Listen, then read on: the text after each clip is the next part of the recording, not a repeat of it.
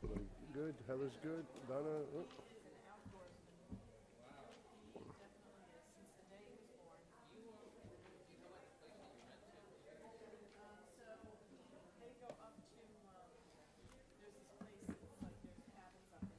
Good, Heather. Yeah. Donna.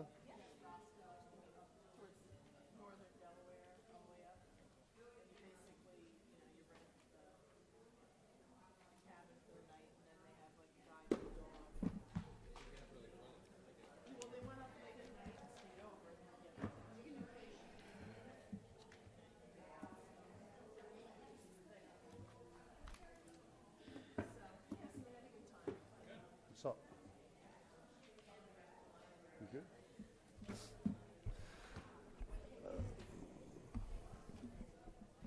Oh yeah, public comments are 7 minutes. Yeah. Oh, I never thought you would admit that paper is actually easier. I'd like to call this meeting to order. The Ridgewood Village Council Public Workshop. Today is December 4th, 2019. The time is 7:30 p.m. Adequate notice of this meeting has been provided by a posting on the bulletin board in Village Hall, by mail to the Ridgewood News, the Record, and by submission to all persons entitled to same as provided by law of a schedule, including the date and time of this meeting. Roll call, please. Deputy Mayor Knudsen. Here. Councilman Seaton. Here. Councilman Voigt. Here. Councilwoman Walsh. Here. Mayor Hache. Here. Please stand for the flag salute. I pledge allegiance to the flag of the United States of America and to the republic for which it stands, one nation, under God, indivisible, with liberty and justice for all. Please join us in a moment of silence in honor of the brave men and women serving the nation's armed forces and its first responders.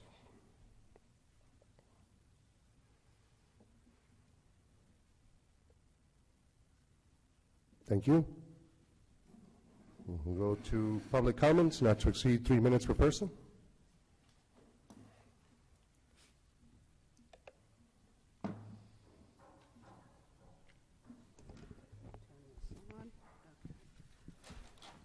Okay. My name is Karen Swanson. I live at 432 Red Birch Court, 2 doors down from Bertie Walsh.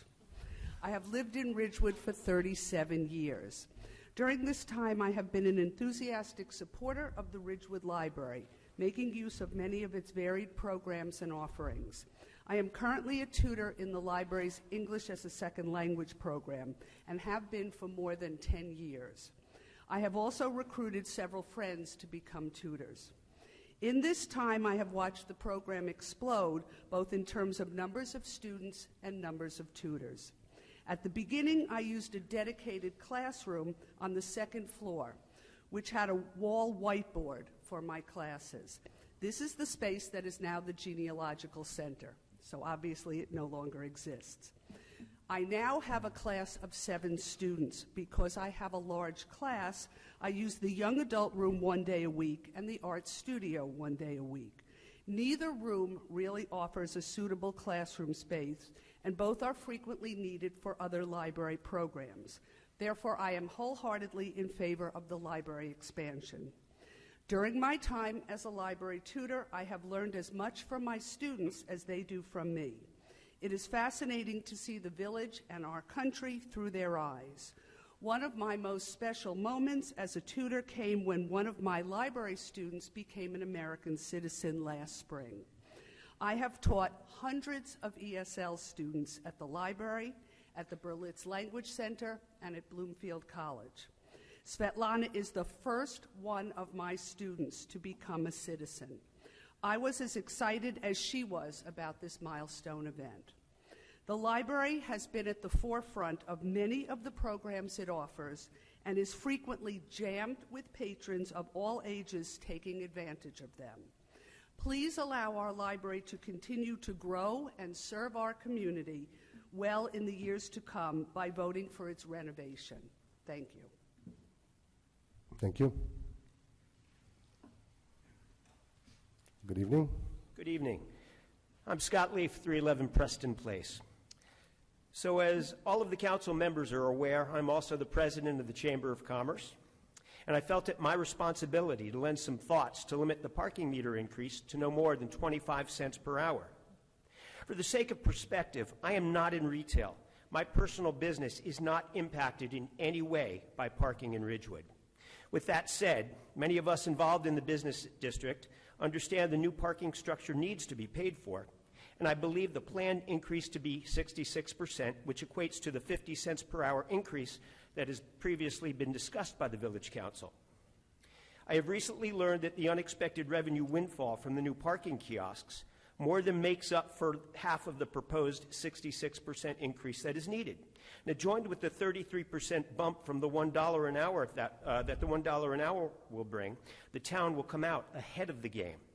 With more kiosks on the horizon, and unanticipated additional revenue is clearly within sight. Now, given the boon from the kiosks, the 66% 50 cent per hour increase in the parking meters will come across as very aggressive. If the kiosk revenue does not pan out as we think it might, this can always be revisited in the future. Now, no one in the CBD disputes the need to pay for this garage. Dumping it all into parking meter rates is going to make a struggling central business district even more stressed. Now, keep in mind that the new parking garage will be nothing but an expense if there are no businesses in town attracting people to use it. Let's not let what is designed to help the parking situation become ultimately what hurts it most. I hope you take this opportunity to do the right thing by the CBD, consumers, residents, and most of all yourselves. Thank you very much. Thank you.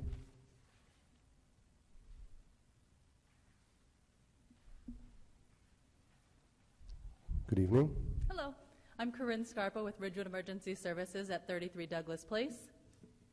Hi, I'm Mary Heffron, 251 East Glen Avenue, Ridgewood, New Jersey. We're here to present tonight a project that we're excited about that we've been working on with the Ridgewood Office of Emergency Management and Age-Friendly Ridgewood to provide our senior citizens in the village as well as our disabled citizens and anyone with any medical conditions a free medical kit to help them compile all of their very important medical information in the event of an emergency. If they're rendered unconscious or something, we want the first responders to have easy access to all of their important information to get them the help that they need as quickly as possible. So we're hosting an event on Sunday, December 15th from 1 p.m. to 3 p.m. at our headquarters at 33 Douglas Place for any of our citizens, seniors, again, anyone with disabilities, anyone who lives alone, to come over and receive the free medical kit as well as some additional information about safety for seniors and other information for that population. So I've also provided you with a flyer if you could encourage and help sharing our event next Sunday. Thank you. I have just a quick question. Yes. So will, and I see Sheila's here from Age Friendly, so hi Sheila. Just real quick, is there any provision to visit seniors, housebound seniors at home with this same opportunity? Yes, we want to reach as many seniors as possible, and we know transportation is an issue also. So on our flyer, we did include a contact number. Great. So hopefully they can reach out if they maybe would like us to come and bring something to them, or if they can't make that event. This is our first go-around with this project, so we're excited to see kind of how it comes about, and then hopefully visiting some of the facilities in town also. Okay, great. So we'll try to get it to as many people as possible. Thank you. Thank you.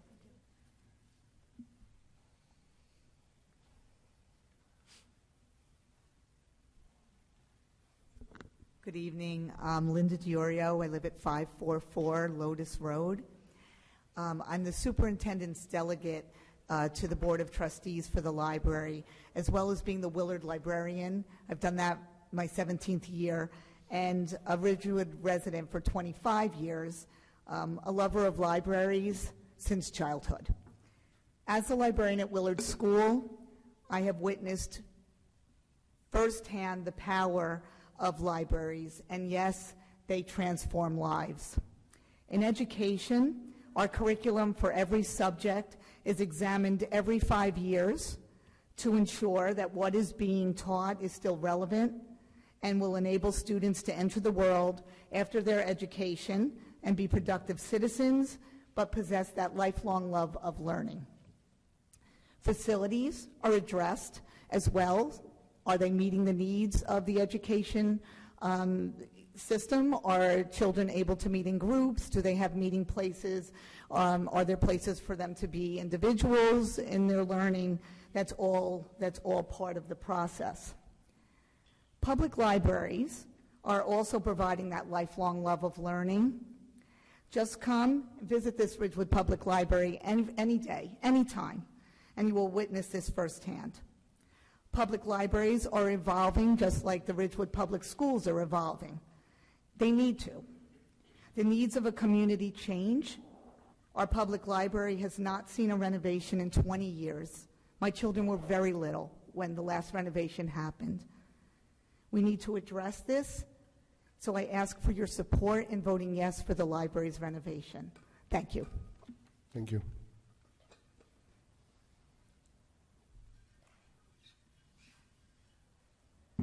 Good evening. Hi, my name is Janice Furman, 49 Clinton Avenue in Ridgewood. And Linda took all my good things and said them before I did. So, but I have loved the library since the day that I moved into Ridgewood. My children grew up in the library. I have used the library for many things, researching and reading. And you go into the library morning, noon, and night. It is packed with every different age group, toddlers, school children, seniors. It really does serve the entire public. As Andrew Carnegie said, a library outranks any other one thing a community can do to benefit its people.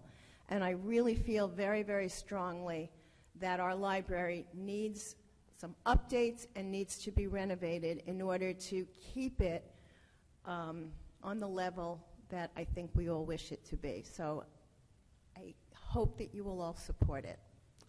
And that is all. Thank you.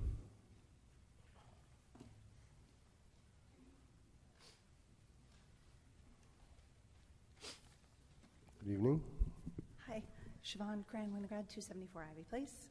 I'm not here to speak about the library, but I do want to say I fully support the renovation.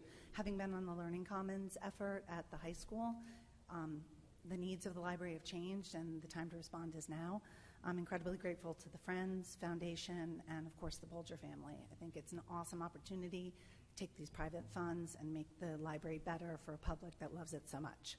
That being said, what I'm here to talk about is that several years ago, after Superstorm Sandy, a large committee was put together. It was through the Federated organization, and the purpose was to talk about how we could communicate better within the village, because the storm sort of brought out a lot of issues and opportunities for the village. I sat on that committee from the Orchard School side, and there were many takeaways, and one of the key takeaways was that our communications needed to improve, because everybody has a list. The library has a list, the Board of Ed has a list, you guys have a list, but there's no one collective list. And outside of that, one of the takeaways was enhanced communication. You know, how are we going to do it? How are we going to communicate better in terms of general communication and storms and all that other stuff?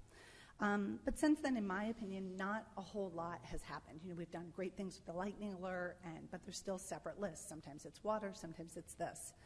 And what's happened absent that is that a lot of the public officials, you guys and others, have done some good things, but it's gotten complicated. So absence of formal list, a lot of people have taken to social media, which is a good thing, because there's the public appetite. Everybody wants to communicate. The public wants to understand what's going on. But there's really no regulation over this. And this, for me, has been somewhat problematic because, you know, the law is not really caught up and we don't really have a policy in place. That being said, you know, I've been writing you guys, you know, I write you a lot, but on this topic I've been writing for about 2 years, and I feel very strongly, which is why I came tonight, that to protect you and to protect the public, there needs to be a strong social media policy, specific to you guys as a board, not just a social media for the village and employees, but a specific one. While I was writing this, I was like, maybe I'm off base, so I looked around. A lot of other towns have them. Pretty much everybody is taking a shot at it, doing something specific to council. Some people are extending it to zoning and planning. I think that would be a good idea as well, because these are important positions, and you want to make sure that they communicate, but you also want to make sure that the public's protected and the board is protected. And that, in my opinion, is sort of missing right now. Some other towns have had some litigation with this. Glen Rock ran into a couple problems. I know that the Board of Ed has one. Their language is pretty good. It's for the board's preservation and the public's. It's been, in addition to the policy, there needs to also be a remedy. So, for example, it gets pretty embarrassing if you get into an online tussle with a public official, and there's no way to remedy that. How do you go about doing that? Anyway, I used up my library time, but I do feel that this should be done. And if you need help, I have a lot of research. I can send it to you.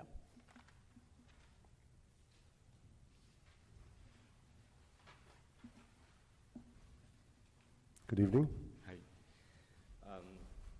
I'm Peng Lee. I live in 252 Lincoln Avenue. And my family immigrated to U.S. From China at 2017. Absolutely, our library is the most important part of my daily life. I'm a learner of our ES program. I still remember the first time I met Nancy, who now is retired.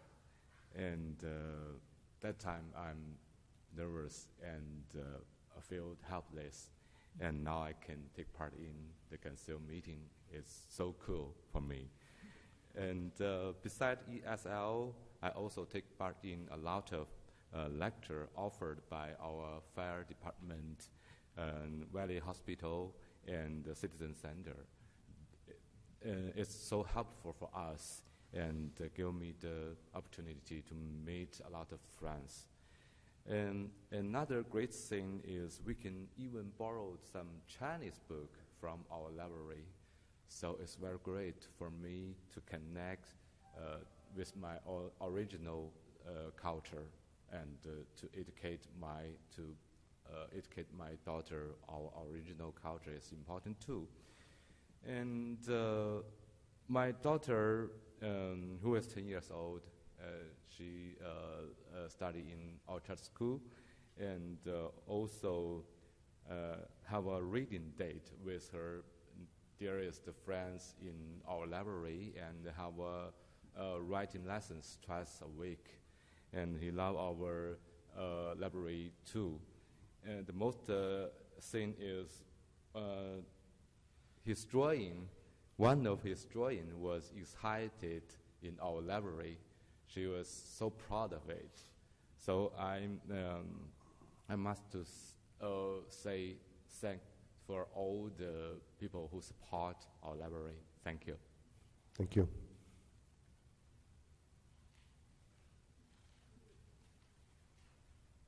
Good evening. Mayor, Deputy Mayor, Village Council, my name is Scott Muller, 118 John Street. I'm also the president of RBSA, which is Ridgewood Baseball and Softball Association.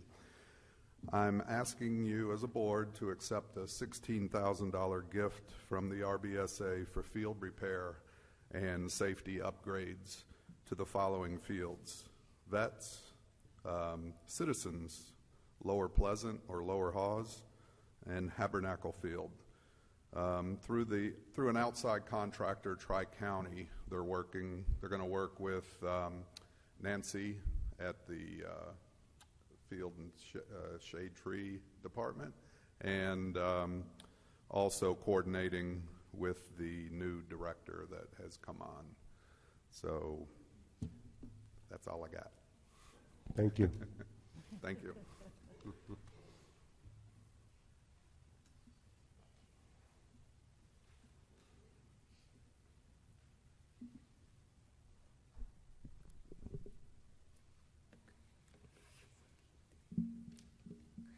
Hi, I'm Rosalie. I'm an ESL student at the Ridgewood Library. I live on Somerville Road. I moved to Ridgewood this past spring. On my first day here, I went to the library with my 7-year-old daughter. The librarians who I met were very kind, and they taught us how to use the library effectively. That memory has stayed with me as my first impression of this town. My daughter really enjoys all the children's programs, such as annual events, Read to a Dog, Lego Story Time, Book Club, Cooking, Art, Yoga, Science, and foreign culture-related classes. Also, the library provides a lot of books written not only in English, but also other languages. I've also benefited from the library as an ESL student. The library has offered opportunities for me to learn English even over the summer break. Since the new school year started, I've been weekly studying with my tutor in the small ESL group. I like the fact that I can interact with my group members from different countries and learn the English language as well as American culture. Plus, my husband borrows books or does his work in the library from time to time. I think the Ridgewood Library gives us such valuable activities continuously, and it is an important part of my family's life. Thank you for listening. Thank you.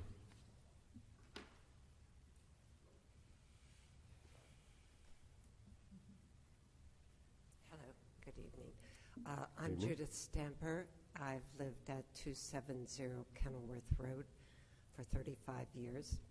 And each of those 35 years, the library has really been the heart of the community for me. Right now, there are 3 generations of my family living in Ridgewood. And it's no exaggeration to say that one of us uses library programs or resources every day of the week.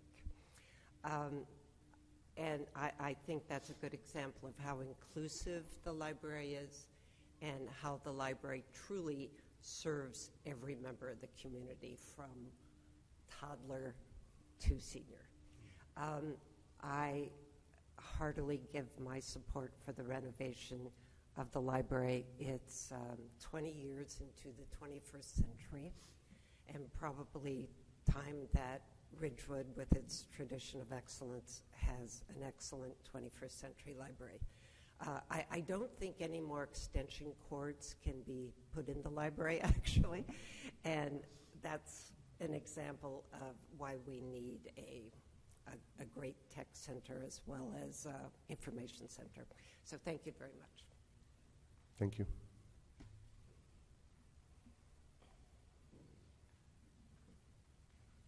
Good evening.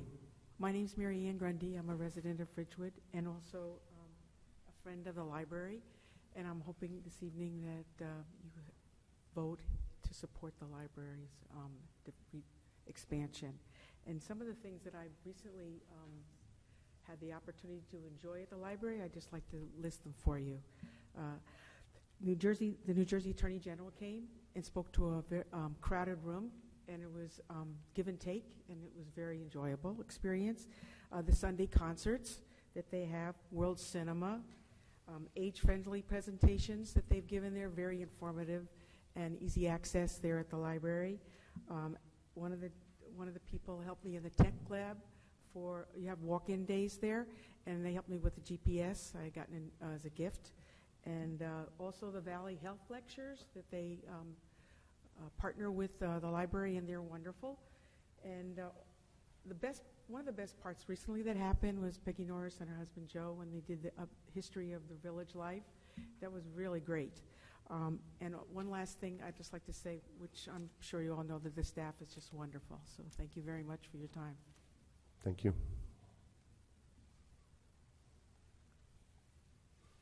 Good evening. My name is Claudia Botts, and I live at 104 Cottage Place. I volunteer at the library with the children, and I cannot tell you what joy it brings to every child when they walk into the library and find somebody that's receptive to them, and builds up a state of confidence and a level for them to be able to finally, when they go to school, they feel comfortable. We really need to understand how important it is for everybody to upgrade this library and to go forward with these renovations. These children are our future, the future of Ridgewood. And just like we had the opportunity as we were growing up in this town, we owe it to them to make sure they have that opportunity also. Thank you very much. Thank you.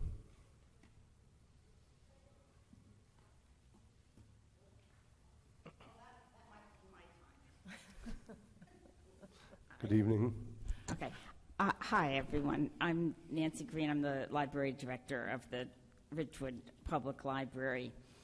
And I can't believe that after years of planning, we are this close to being able to move forward with the library renovations and make it a reality. As you know, the proposed project is an estimated cost of $7.7 million, and I've heard people say that they think that that's too expensive. And I would just like to make it as clear as possible that the library is committed to asking the village for no more and no less than $2.0 million toward library improvements. And, people have said that they're concerned, like, what if we don't get the grant? Then the village is going to be on the hook for the whole project. If we don't get the grant, we will have to go back to the drawing board and come up with a different concept that fits the available funding. But it doesn't make sense for us to really try to come up with that second concept when we have no idea of how much money we might get from the state. I hope that the village council realizes that your support is vital to us being able to apply for $3.7 million in New Jersey state grant funds that are available very rarely. And the resolution that we're asking you to pass is vital to our application. We will not be able to move forward without it. And I believe that if we can show that we have unanimous support from the village council for the library's renovation, it will make a difference in the possibility of us getting grant support from the state of New Jersey. I think that the state is going to feel that if your local community isn't in support of this, why should we? So I really want to say that I think it's very important, if possible, for everybody to give us their support. I sent a letter to all of you last night saying how excited we are to be at this point, and I welcome anybody to come individually or in a group or whoever you want to do, to come and say hi to us at the library. Give me a call, and we'll make the time any day, night, weekend. I want you to be able to have a chance to refresh your view of Thank the you. library. Okay, thank you. All right, nobody else? Oh, one more.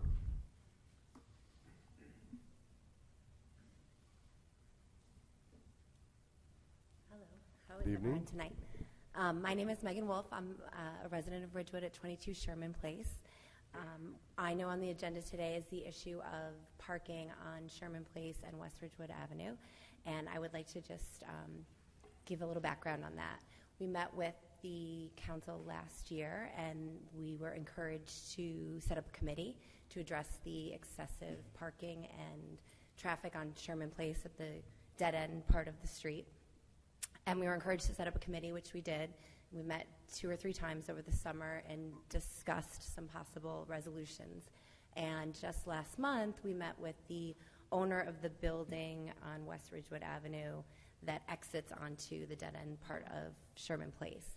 And we suggested to him the removal of, or we suggested to the mayor, the removal or the possibility of the removal of the meters in front of his building on West Ridgewood Avenue from La Laterna to 88 West Ridgewood Avenue.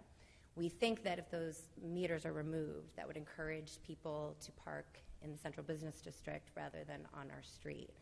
It's not so much the parking on our street that is an issue to us, it's the constant movement of cars, because the people that are parking on the street are clients of the medical building. So they're in and out every hour, hour and a half, 2 hours. So we have a lot of U-turns on our street, a lot of in and out, parallel parking, U-turns in our driveway. And we have determined that probably 90% of the people parking on our street are clients of that medical building.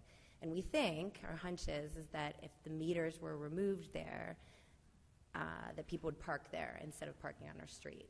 So I wanted to just tell you that I support that idea, that the committee supported that idea, that we met with the building owner, he supported that idea, and that there is precedent on the other side of Ridgewood, on East Ridgewood Avenue, after Jersey Mike's, I believe it is, and those apartment buildings that exist there, there's no meters there as well. So we think that that might be a positive step in the right direction. We're not sure if it's going to fix our issue, but it's something that we're really encouraging you to agree to do.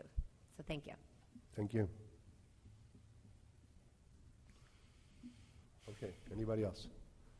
All right, we'll close public comments, and we'll go to manager's report. Okay, I'd like to thank the crews who salted and plowed our first snow ice event. They did a great job, and main streets were down to the pavement very quickly. Good news, the village has received a $10,000 New Jersey Urban and Community Forestry Stewardship Grant. This will go towards a tree inventory. There will be a resolution to authorize execution of the grant agreement at next week's public meeting. Celebrate the 34th downtown for the holidays this Friday, December 6th, from 5:30 p.m. to 9 p.m. on East Ridgewood Avenue from Walnut Street to Broad Street. The area is closed to cars and becomes a pedestrian mall with lots of entertainment and the lighting of the Christmas tree. The evening begins with Santa in Memorial Park at Van Ness Square at 5:30 p.m. with a trackless train, weather permitting, and live entertainment. For the 125th anniversary, there will be a special event, Winter Fire and Light, at 5:30 p.m. with warming stations, crackling log fires, seating, a place to socialize, and s'mores roasting. From 7 p.m. to 8 p.m., live music can be enjoyed preceding the Christmas tree lighting, which will occur at about 7:30 p.m. Merriment will continue on Ridgewood Avenue until the street opens up to vehicles at 9 p.m.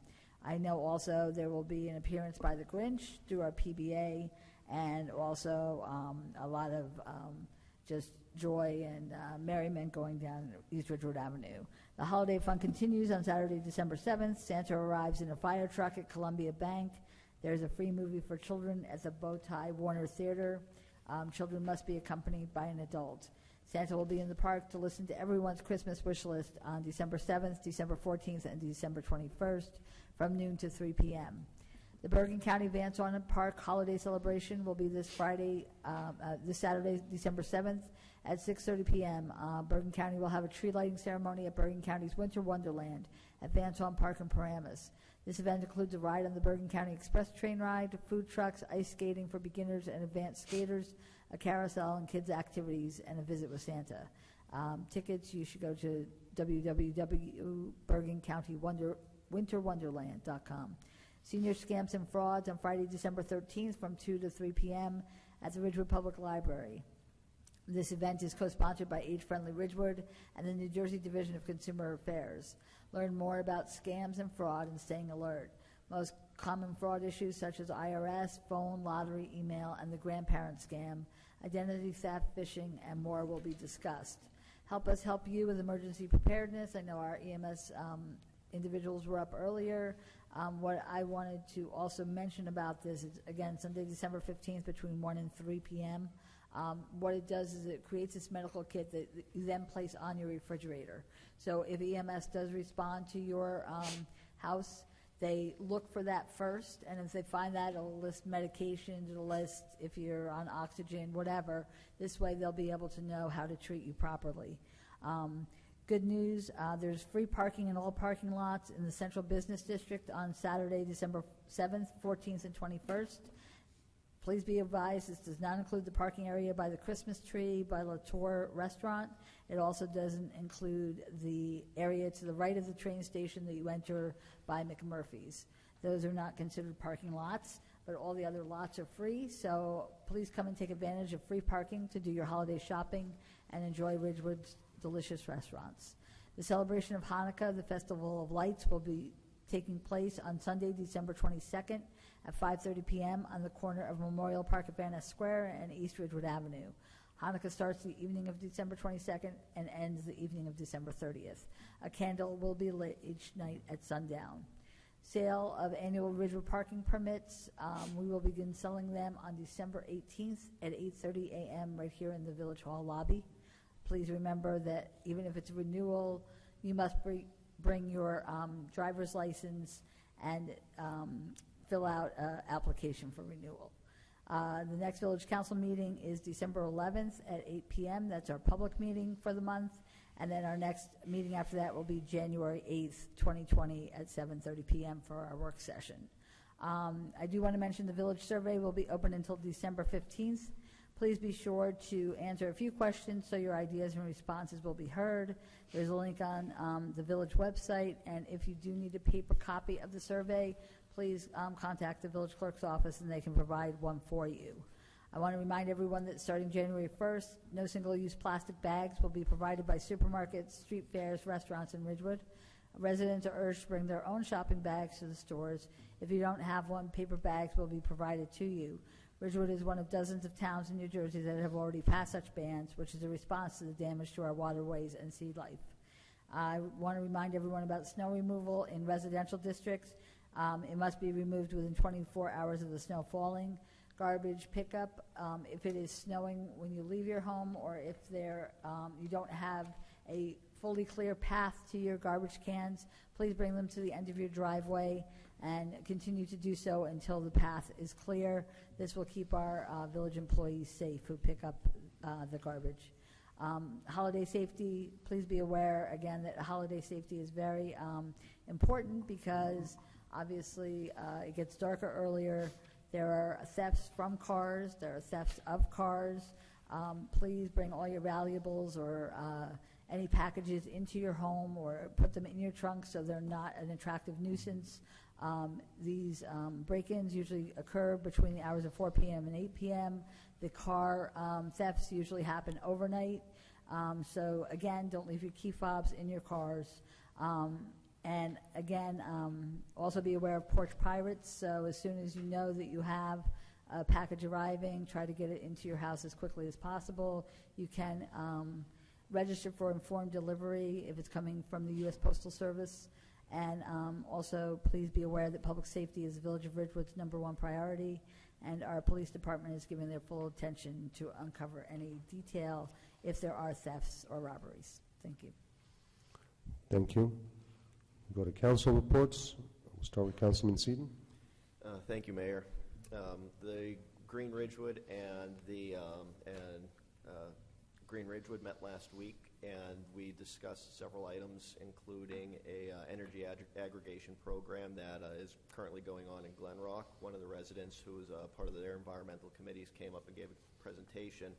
So it's an opt-out program, and the savings are negligible, but a much larger percentage of the energy comes from renewable sources. So given the extent of the presentation, the committee is going to have some more discussions about this to decide if we're going to make any kind of recommendations or have any thoughts that would come up to the council level. So more on that. The committee did receive an award from Sustainable Jersey for its participation in the Sustainable Jersey Bergen County Hub. We did styrofoam drives. They were in Ridgewood. I believe there was 2 in Glen Rock, 1 in Oakland. There might have been 1 or 2 in Ridgefield Park. So there it is. So several towns in the county have. Thank you.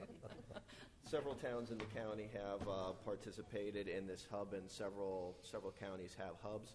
So it was brought to us through a grant of $20,000 from Sustainable Jersey. So the participation got truckloads of styrofoam out of the village of Ridgewood, and it was a very successful program. And as the village manager said, the plastic bag ban is going to be in effect January 1st. So the committee is putting together, has our information together, and we're receiving reusable bags to hand out at grocery stores and further inform residents. And that's everything I have. Thank you. Thank you. Deputy Mayor? Great. Thank you. So congratulations to the Green Team, and it's a really nice certificate. So we'll get that up here at Village Hall, right? Okay. So the Ridgewood Arts Council will be holding their 2nd annual holiday window decorating contest. It was a huge hit last year, so we're continuing this year. The tree lighting ceremony is this Friday evening, and the winners will be announced. I urge everyone to take a walk downtown, walk everywhere downtown, and take a look at the storefronts that are absolutely magnificent. Those businesses that are participating this year, Alex and Annie, Biltmore Tuxedos, Just Our Shoes, Mango Jam, Oliver Art Twist, Table at Latona, Town and Country, Cookie Connect, Latour, Pierre Michel, 21 Godwin Salon, E. Clark Travel, Gilsenan and Company, Laura Celli Salon, Snips for Pips. And if anyone else wants to participate, have their windows part of the judging and part of the contest, just email me at snudson@ridgewoodnj.net, and we'll add your name to the list. But please vote. Send me an email if you have your favorites. I have 2 favorites already that I'm going to be casting my vote for. I urge everyone to do so. And go on to the Ridgewood Arts Council page on Facebook and vote there as well. And I know that Scott Leaf is here and Joan Groom, and they know that this is going on and are promoting it as well. So I urge everyone to get downtown, go shopping, support our businesses, local businesses, and vote on your favorite windows. And the other thing I have, and I'm glad Robin Ritter stayed. Thank you, Robin. Since 2016, 2017, Matt Rogers, myself, we've been working on our fair share housing settlement with the support of this village council, and part of that settlement was the consolidation of the Ken Smith site affordable units and the Enclave affordable units, the consolidation of those into one location for special needs housing. And through the work of Ken Smith, Enclave, John Saraceno, Tom Toronto United Way, Sherry DePalma Madeline House, our special master, our planner, Matt Rogers especially, our CFO, village manager, working together, we managed to get this together. And about a week and a half ago, I had an opportunity to join John Saraceno and take a tour of the site. And it's absolutely magnificent. It's going to be on the 3rd floor of the old Seal Funds building. And part of the, during the process of demoing the interior, they found an old skylight, which is absolutely magnificent. And because they found this beautiful, incredible old skylight, they decided to clean it up, restore it, and actually went back to the drawing board and redid the entire layout to make that the community space and really highlight this magnificent skylight.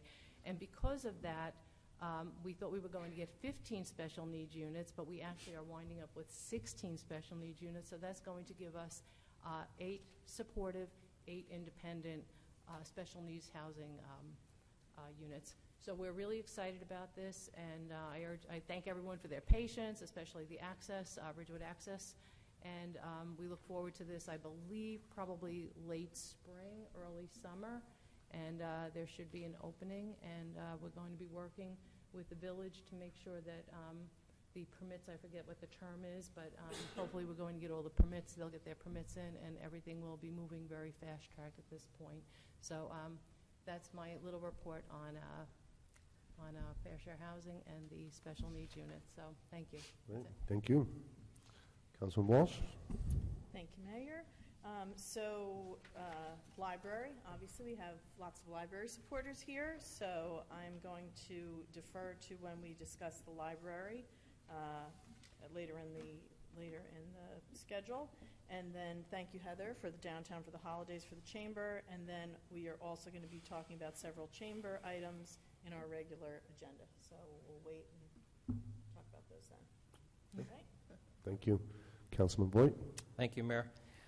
Citizen Safety had its meeting on November 21st. Village Engineering, in conjunction with Bergen County, continues to work on the design for upgrading the intersections at Broad and Franklin, Franklin and Oak, Franklin and Maple and East Ridgewood Avenue. The Starbucks entry and exit still continue to be an issue with left turns. They are working on modifications to the curb cuts such that it encourages a right turn only in and out of Starbucks. The issue with the sinkhole on Brookside is going to be fixed after leaf season. CSAC appointments, the vast majority of the renewals are up at the end of the month, just FYI. Community Center Advisory Board met also on the 21st. We want to thank the village for the voicemail, fixing the voicemail system at the stable. and would ask that panic buttons in the community center be installed at the earliest convenience. So, thank you. Thank you. Not much from my end. I know a couple of things I was going to report on were already mentioned, so I'm not going to repeat. My voice is kind of gone just because I attended the last Friday night on November 29th at MetLife, the Ridgewood High School varsity football game. I want to congratulate the team on their state championship. It was the most exciting high school football game I ever attended. And you have a chance to cheer them on once again. They're not playing anymore. The season's done. But they will be at the Christmas tree lighting event downtown for the holidays on Friday night. So please come out and show your support.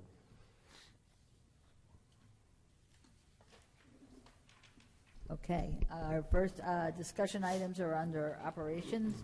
The first one is an endorsing resolution for the Community Development Block Grant for share at 130 Prospect Street. They're asking for the endorsement for safety and drainage improvements for the paved area and driveway at that location for share. The cost is $16,700. As a reminder, this doesn't obligate any village funds. It just gives endorsement so that it can be processed through Bergen County. The next item is the Municipal Alliance Grant. This is an annual grant for 2020 to 2021. It's $13,933. It provides recreational, social, and educational programs in support of preventing alcohol and drug abuse. So, do you have a question? I do. I have a question. So I think, Sheila, are you the chairperson for Municipal Alliance? So I just actually want to ask a quick question about this. So I went to the website. Can Sheila come up? Come on up, Sheila. I have a question.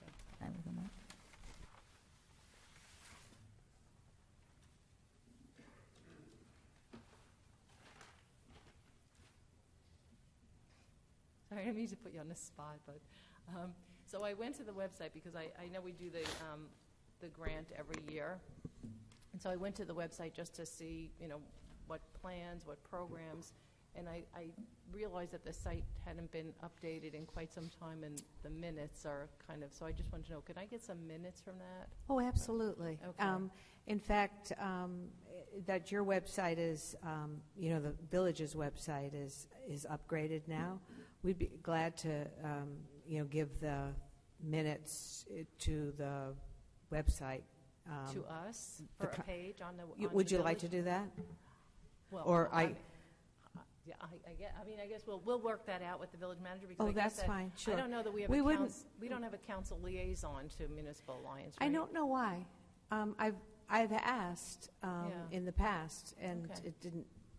No one's ever said, so I sort of stopped asking. But it's an open meeting. You're welcome. We meet 4 times a year. We're going to be meeting on Friday. Okay. At 9 o'clock in the garden room, and you're welcome. The agenda will be looking at this year's grant and implementation. Okay. And Deanna Shablock, who is just so fabulous to work with, and I have put together the grant for the next grant cycle, which starts in July 2020. And goes for 4 years. Okay, so good. So why don't we'll maybe coordinate and talk to Heather and Dylan Absolutely. and see what we can do. But if you don't mind, because I actually, maybe I'll get there Friday morning, no promises. But I was just looking to see where that information was, and it just wasn't. We've had some problems with the website, and the software that had been used had gone out of date. We've just purchased new, and our webmaster has just been implementing that. But we can certainly put our minutes there if that's what you'd like.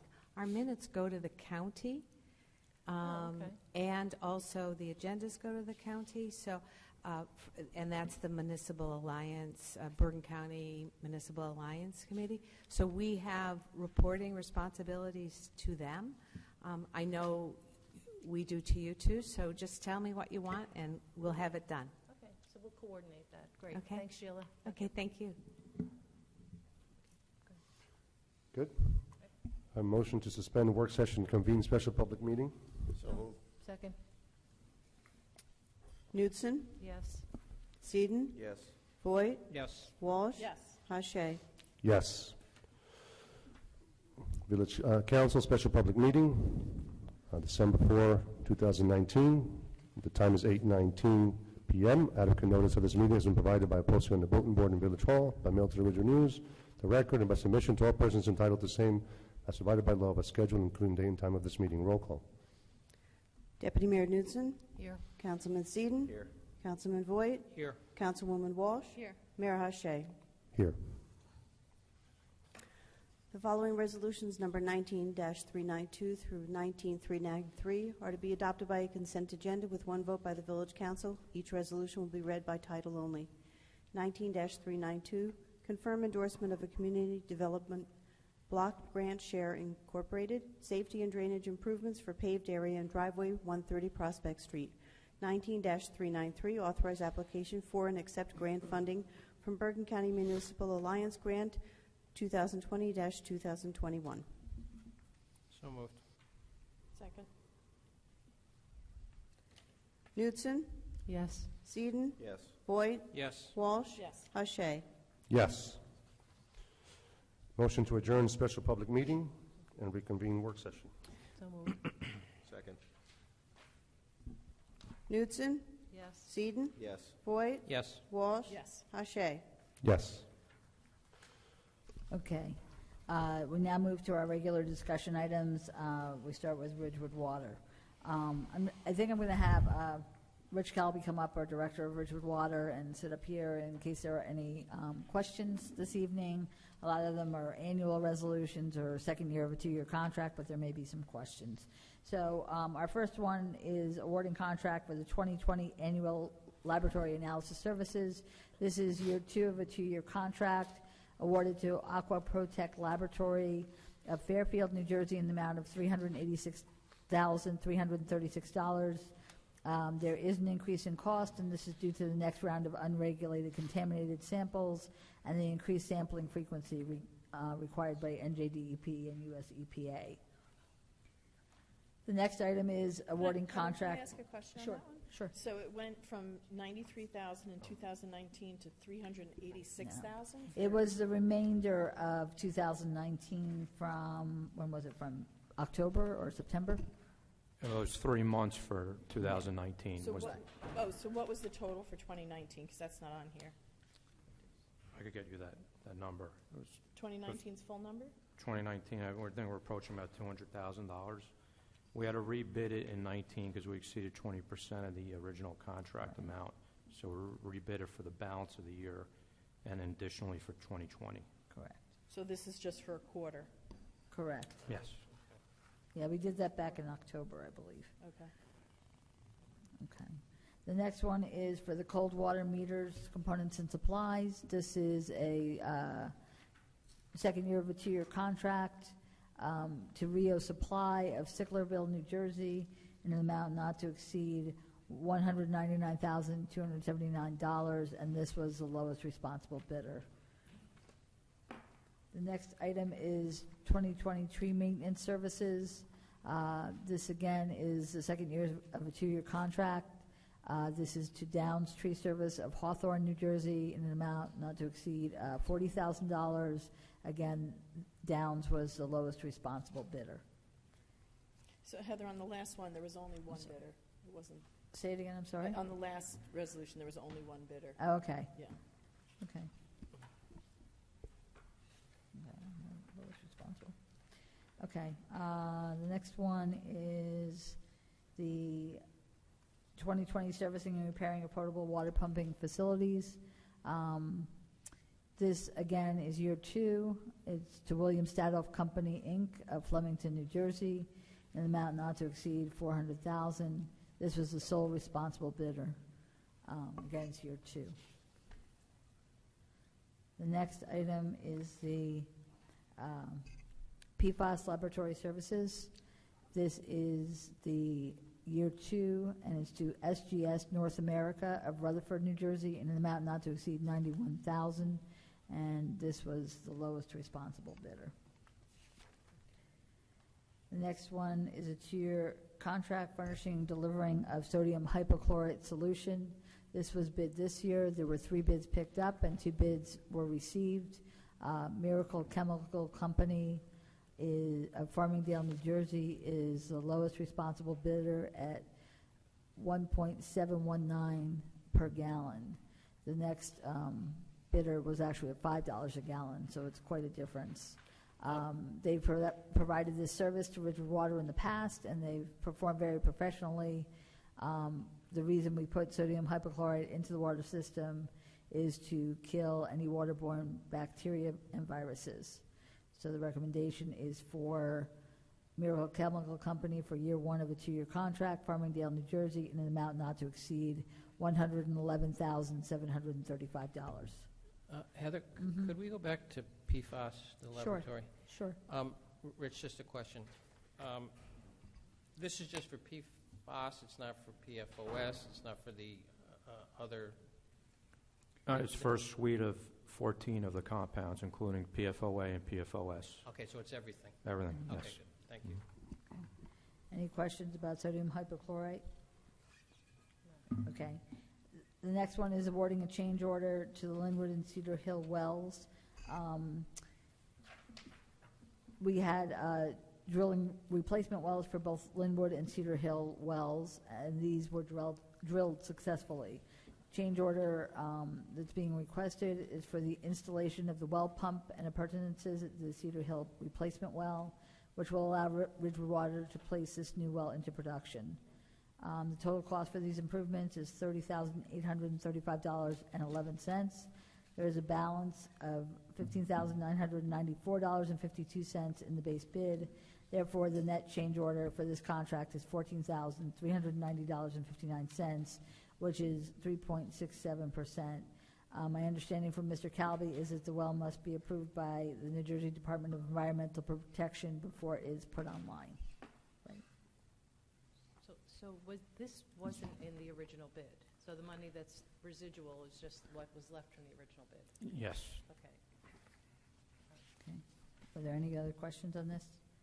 Okay, the next one is 2020 water billing and data collection services. I'm sorry, is that correct?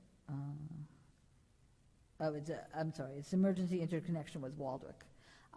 We've had an interconnection between Ridgewood Water and Waldwick Water Systems since 2004, and this is to allow distribution of the flow from the Ridgewood Water System into Waldwick in the case of an emergency, if there were a fire event or something like that.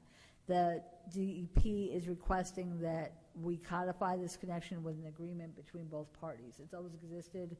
We're now codifying it. So we have an agreement that was developed. It's been reviewed by the attorneys for both Waldwick as well as by Mr. Rogers. This resolution is required to authorize the execution of the interconnection agreement.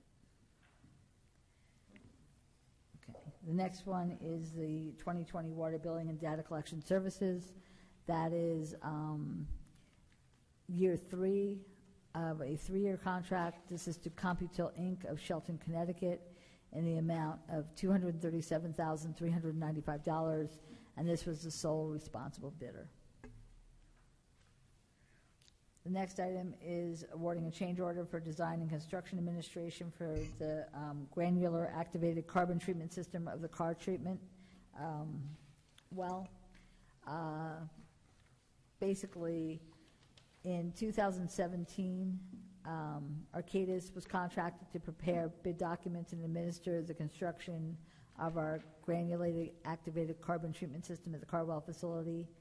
As we know, this is required to remove PFAS from the well water. The GAC was successfully constructed. 4 steel vessels with granular activated carbon to filter the contaminants from the water, and it was placed online on September 25th.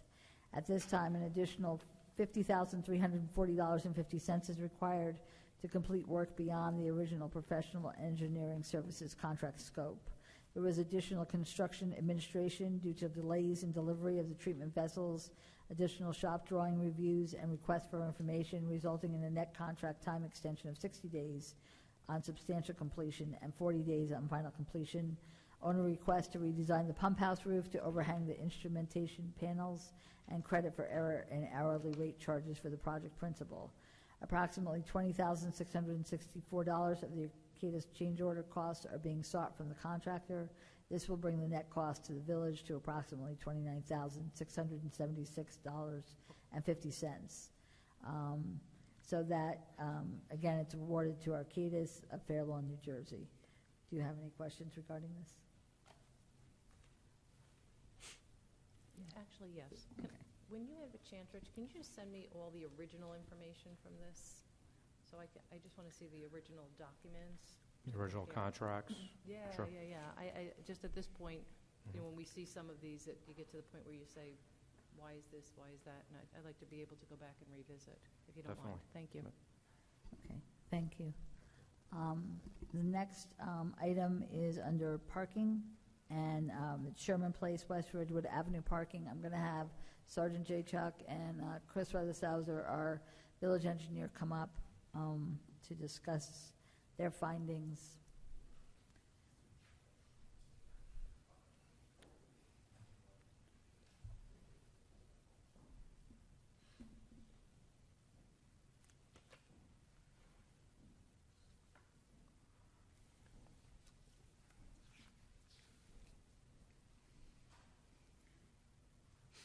So just as a background, as Megan Wolf pointed out, there's been a resident committee that's met with us, that's met with Dr. Forte, who's the owner of the building, who have worked together to try to come up with possible solutions.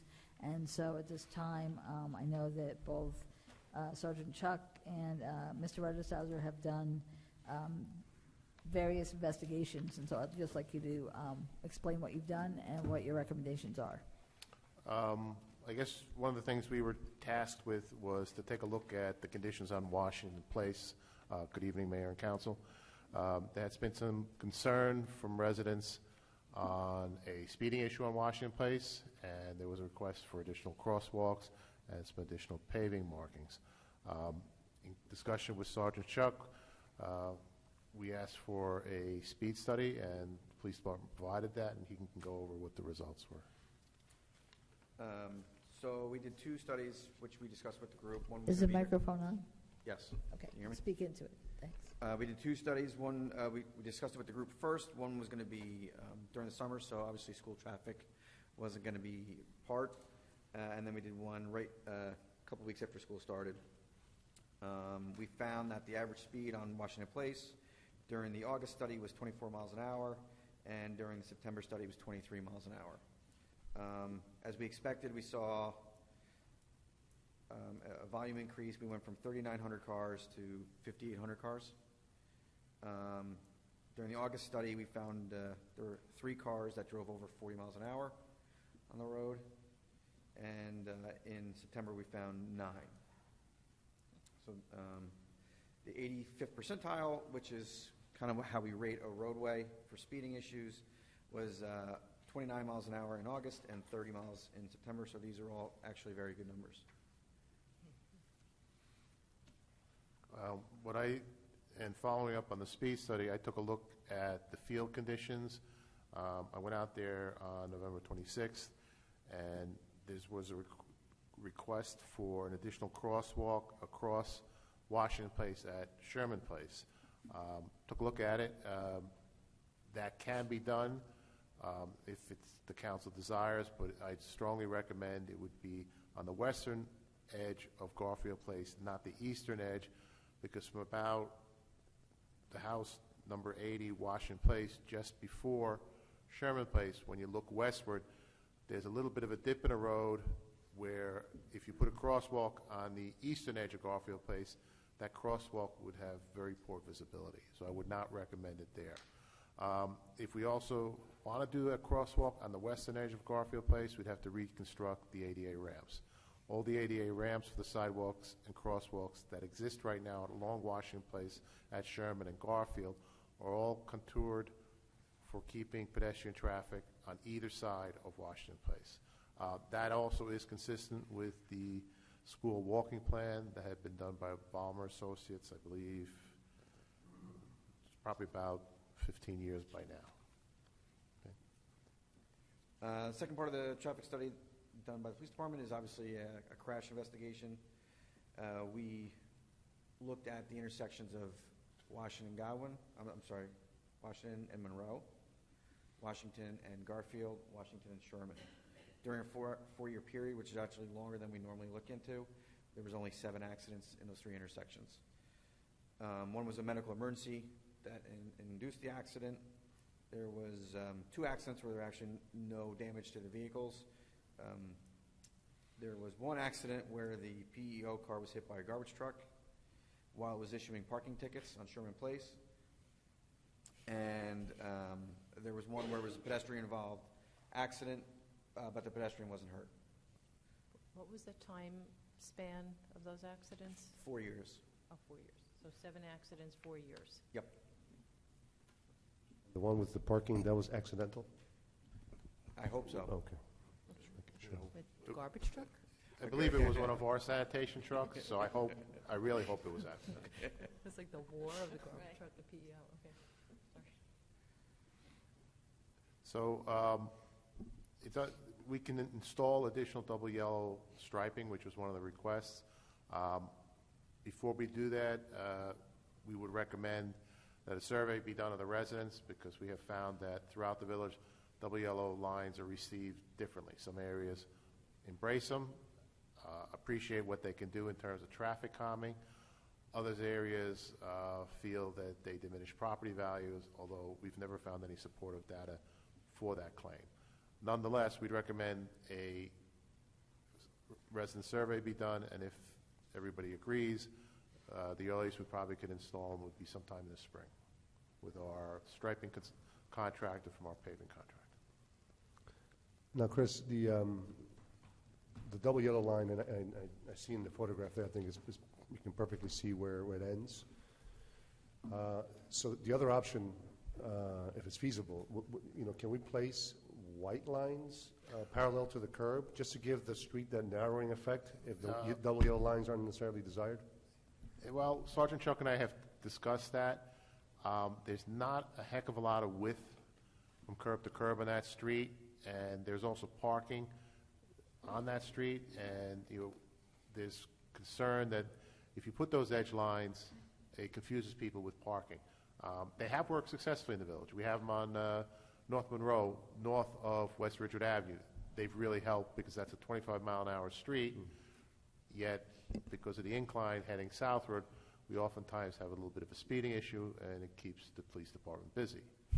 On Washington Place, as the speed study results show, there isn't really much of a speeding issue, and the confusion for anyone parking there may negate their effectiveness.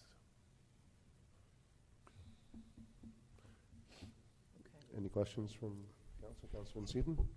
Do you want us to go again to the part about the parking for the building, for the office building?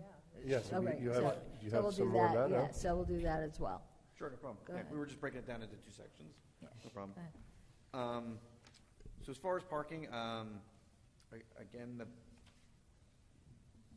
we definitely see that the biggest complaint is parking blocking driveways.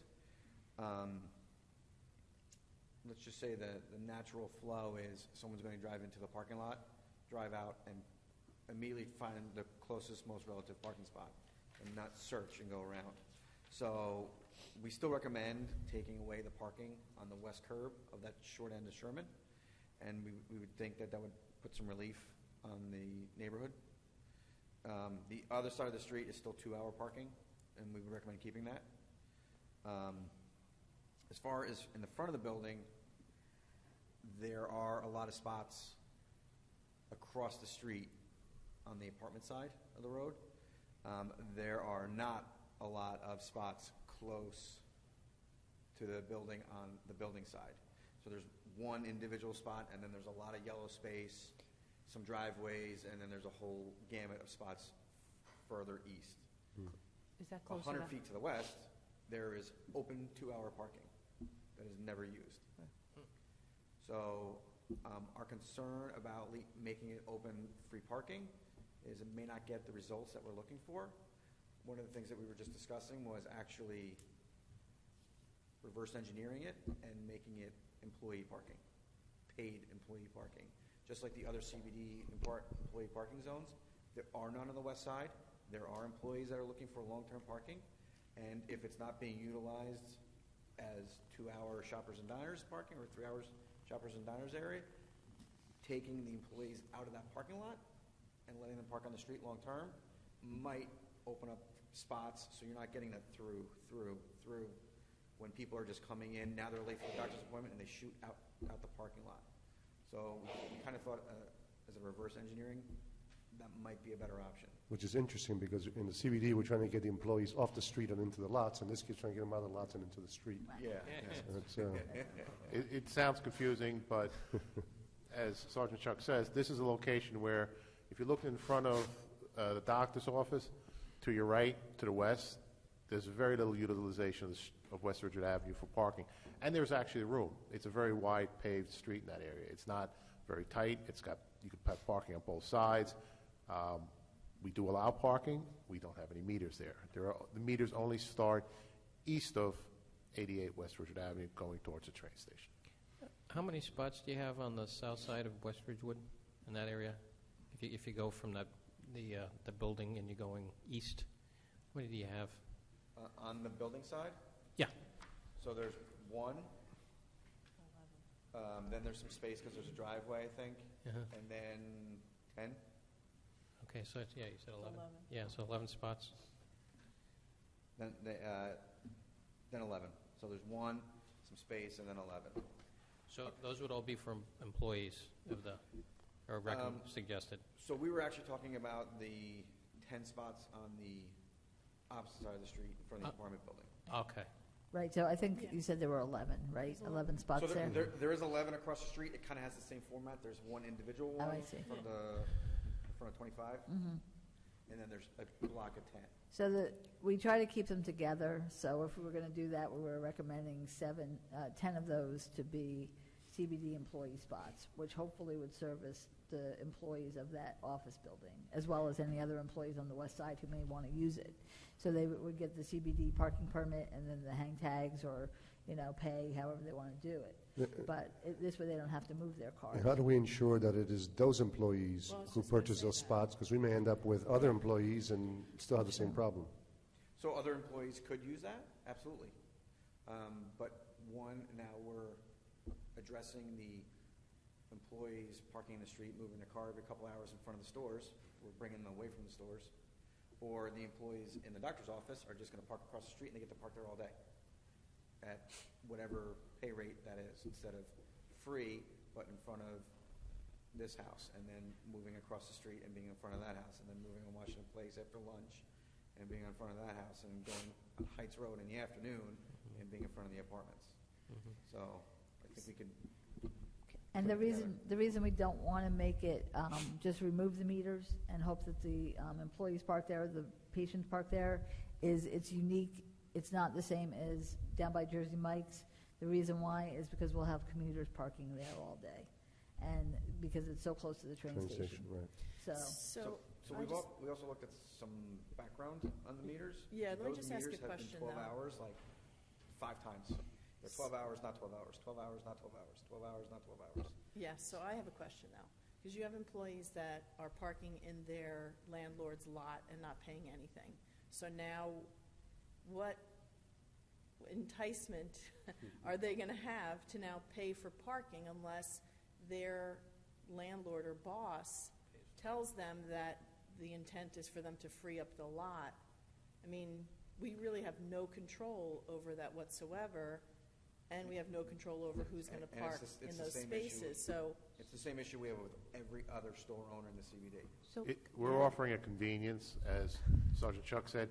Instead of having to move your car every 2 hours from here to there, to there, to there, hop, skipping around, an employee who's situated in that office for an 8-hour duration could park in one spot legally, acceptably, and not have to play shuttle of cars, break from their work, or whatever they're doing. But do we know that they're not parking in their own lot? Or we're making an assumption they're not parking in that lot and that they're an employee parking somewhere else? What I've seen from my field observations, I don't think I necessarily see employees parking, say, on Sherman Place. I see patients.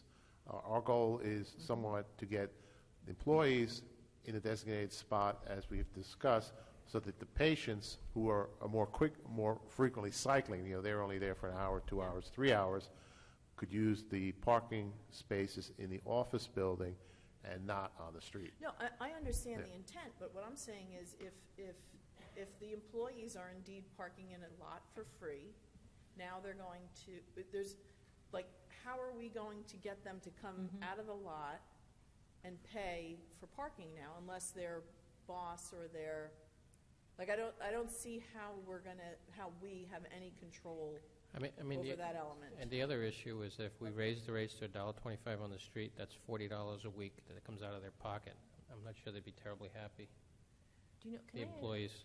I just want to ask a question, because I hear what Councilwoman Walsh is saying, and I think that this kind of brings me back to the Pomander issue, whether or not it's a public street and whether or not the patrons of the pizzeria should be entitled to park on the street to get their pizza. And I say, sure, the patrons of the pizzeria can park on the street and get their pizza because it's a public roadway.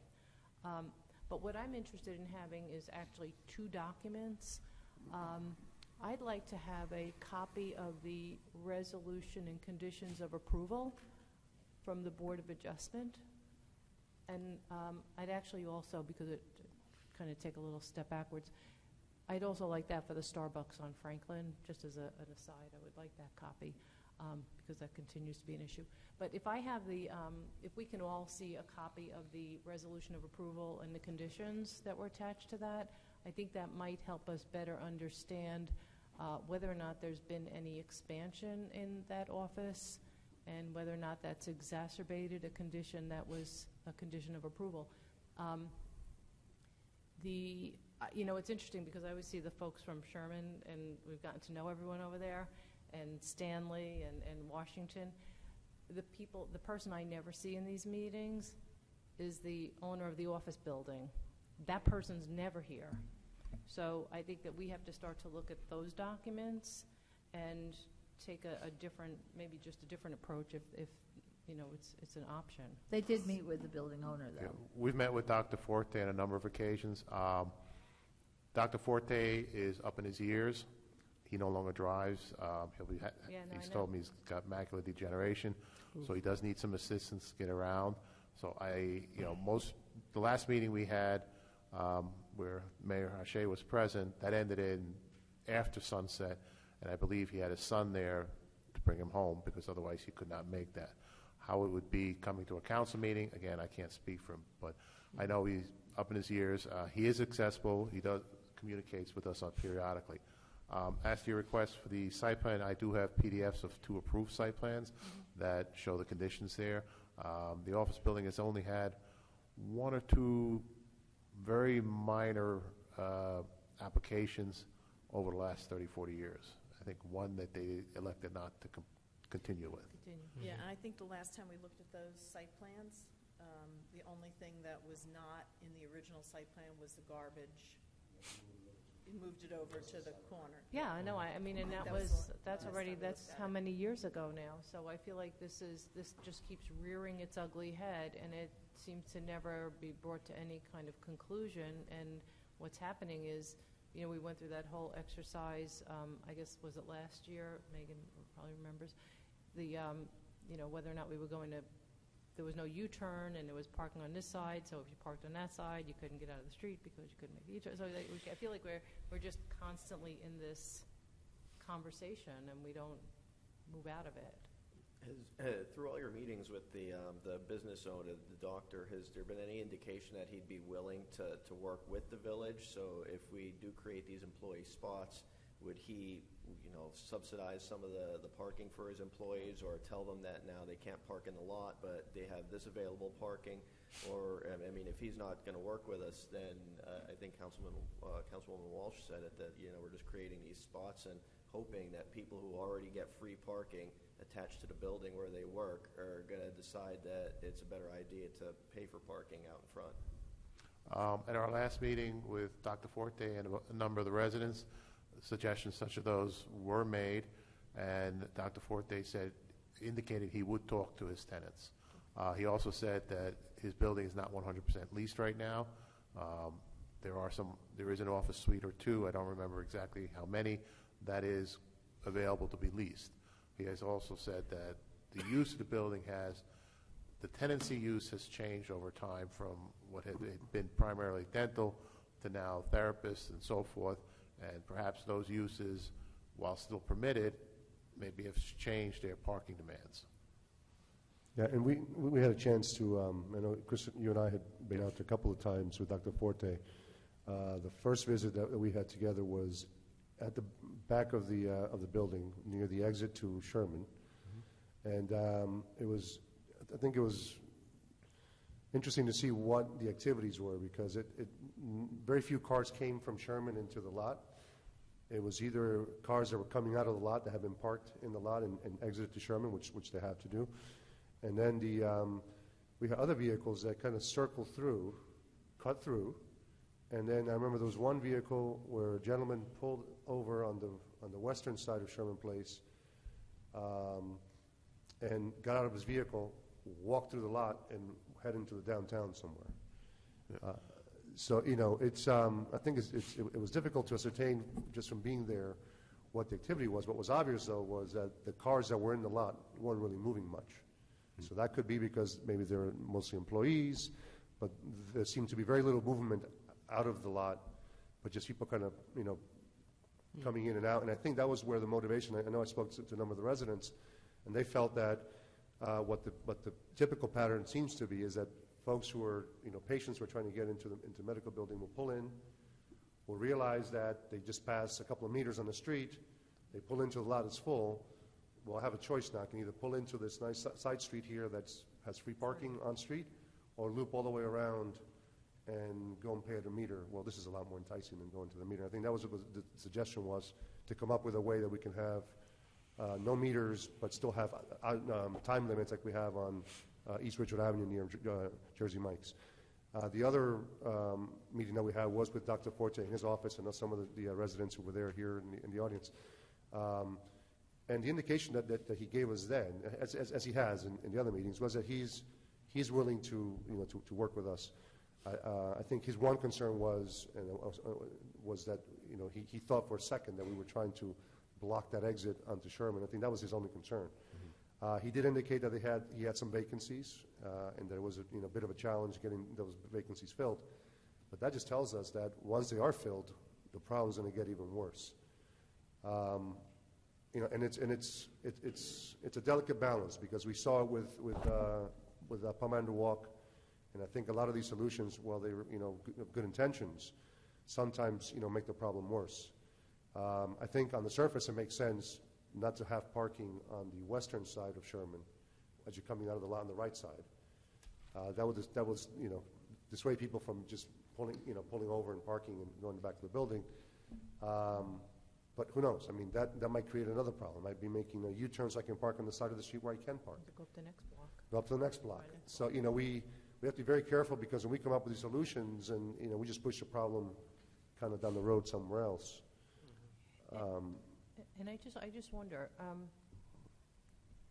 there's space in the front. I mean, just as a suggestion, I don't know if there's more that he could do to accommodate the parking needs on site, because there's certainly a lot of space in the front of the building. Not that you would want to see that as a parking lot, obviously, but I wonder if there's not more. And I know that people just drive through that lot and use it as a street. They're using it as a street because it's more convenient than going around either one of those blocks. It just makes it easy. It makes it easy for everyone. And so I just wonder, even, I know he has that opening there. I personally think it probably should have been shut down a long time ago. That's just my opinion. I actually thought it was illegal, it probably is, to cut through a parking lot as a through street. It is, right? It's actually, I don't know what statute that is or what that violation is, but people do it all the time there. And it is, what is that? It is against the law. There's a Title 39 violation for using private property to get through stop signs or any street cut throughs. Yeah, I mean, and I personally have observed it as being a huge problem, and so as somebody, as Ramon's just raising it now, I'm thinking, I started to laugh because I was like, oh, isn't that illegal, but who's going to enforce it? So So we do enforce it, Mhm. especially during drop-off and pickup time for the middle school. Right. But again, it's another one of those things where. Right, you can't be there 24/7, sure. But I mean, what you're describing is somebody drove through. Private property. So once they pass through. Yeah, they'd have to pass through. You wait for them on the other side. Yeah. Right. They literally have to Yeah, wait. but you know and then- what the thing is that the folks they're on a dead-end street. I know. They're on a dead-end street. And what they have is a pass-through of not just vehicles from the businesses in there, and of course, once they're fully occupied, 100% occupied, then it's going to be worse than it is now. But not only are they getting that, they're getting the folks that are just cutting through because it's easier and there's free parking over there. And you're right, they're going to you put free parking. If you say no parking here, well, then the folks 100 feet away are going, or 200 feet away, are going to be upset because now everyone's going to be there, which we've learned. We learned that over and over. So I think we just somebody's. Okay, so. And he didn't mention that now that the mix has been more towards therapists, not as much as dentists. Well, his dental practice is closed, but Yeah. it's more therapists now than medical. I think so. I think that's the direction the nature of the use is going from what he indicated.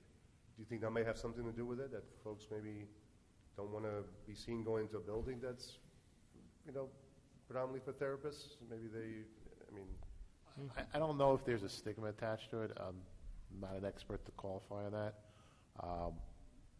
The location does provide a little bit of a privacy. When you enter, you park behind the building. You can't be nothing can be seen from West Ridgewood Avenue. If you want to see somebody's cars parked there, you really have to go up Sherman Place and kind of look, because the parking lot is screened to a degree. So it does provide a little privacy. Maybe that is a benefit to those types of businesses. I can't say. What is that? Is that a B2 zone? What is the zone there? I don't know it offhand. If we identified on the street signage that said that it's for employee-only parking at that particular location, is that going to help at all? We tried that with the downtown. Again, it might help with employee parking, but Yeah. not necessarily these employees Right. that are, Yeah. Right.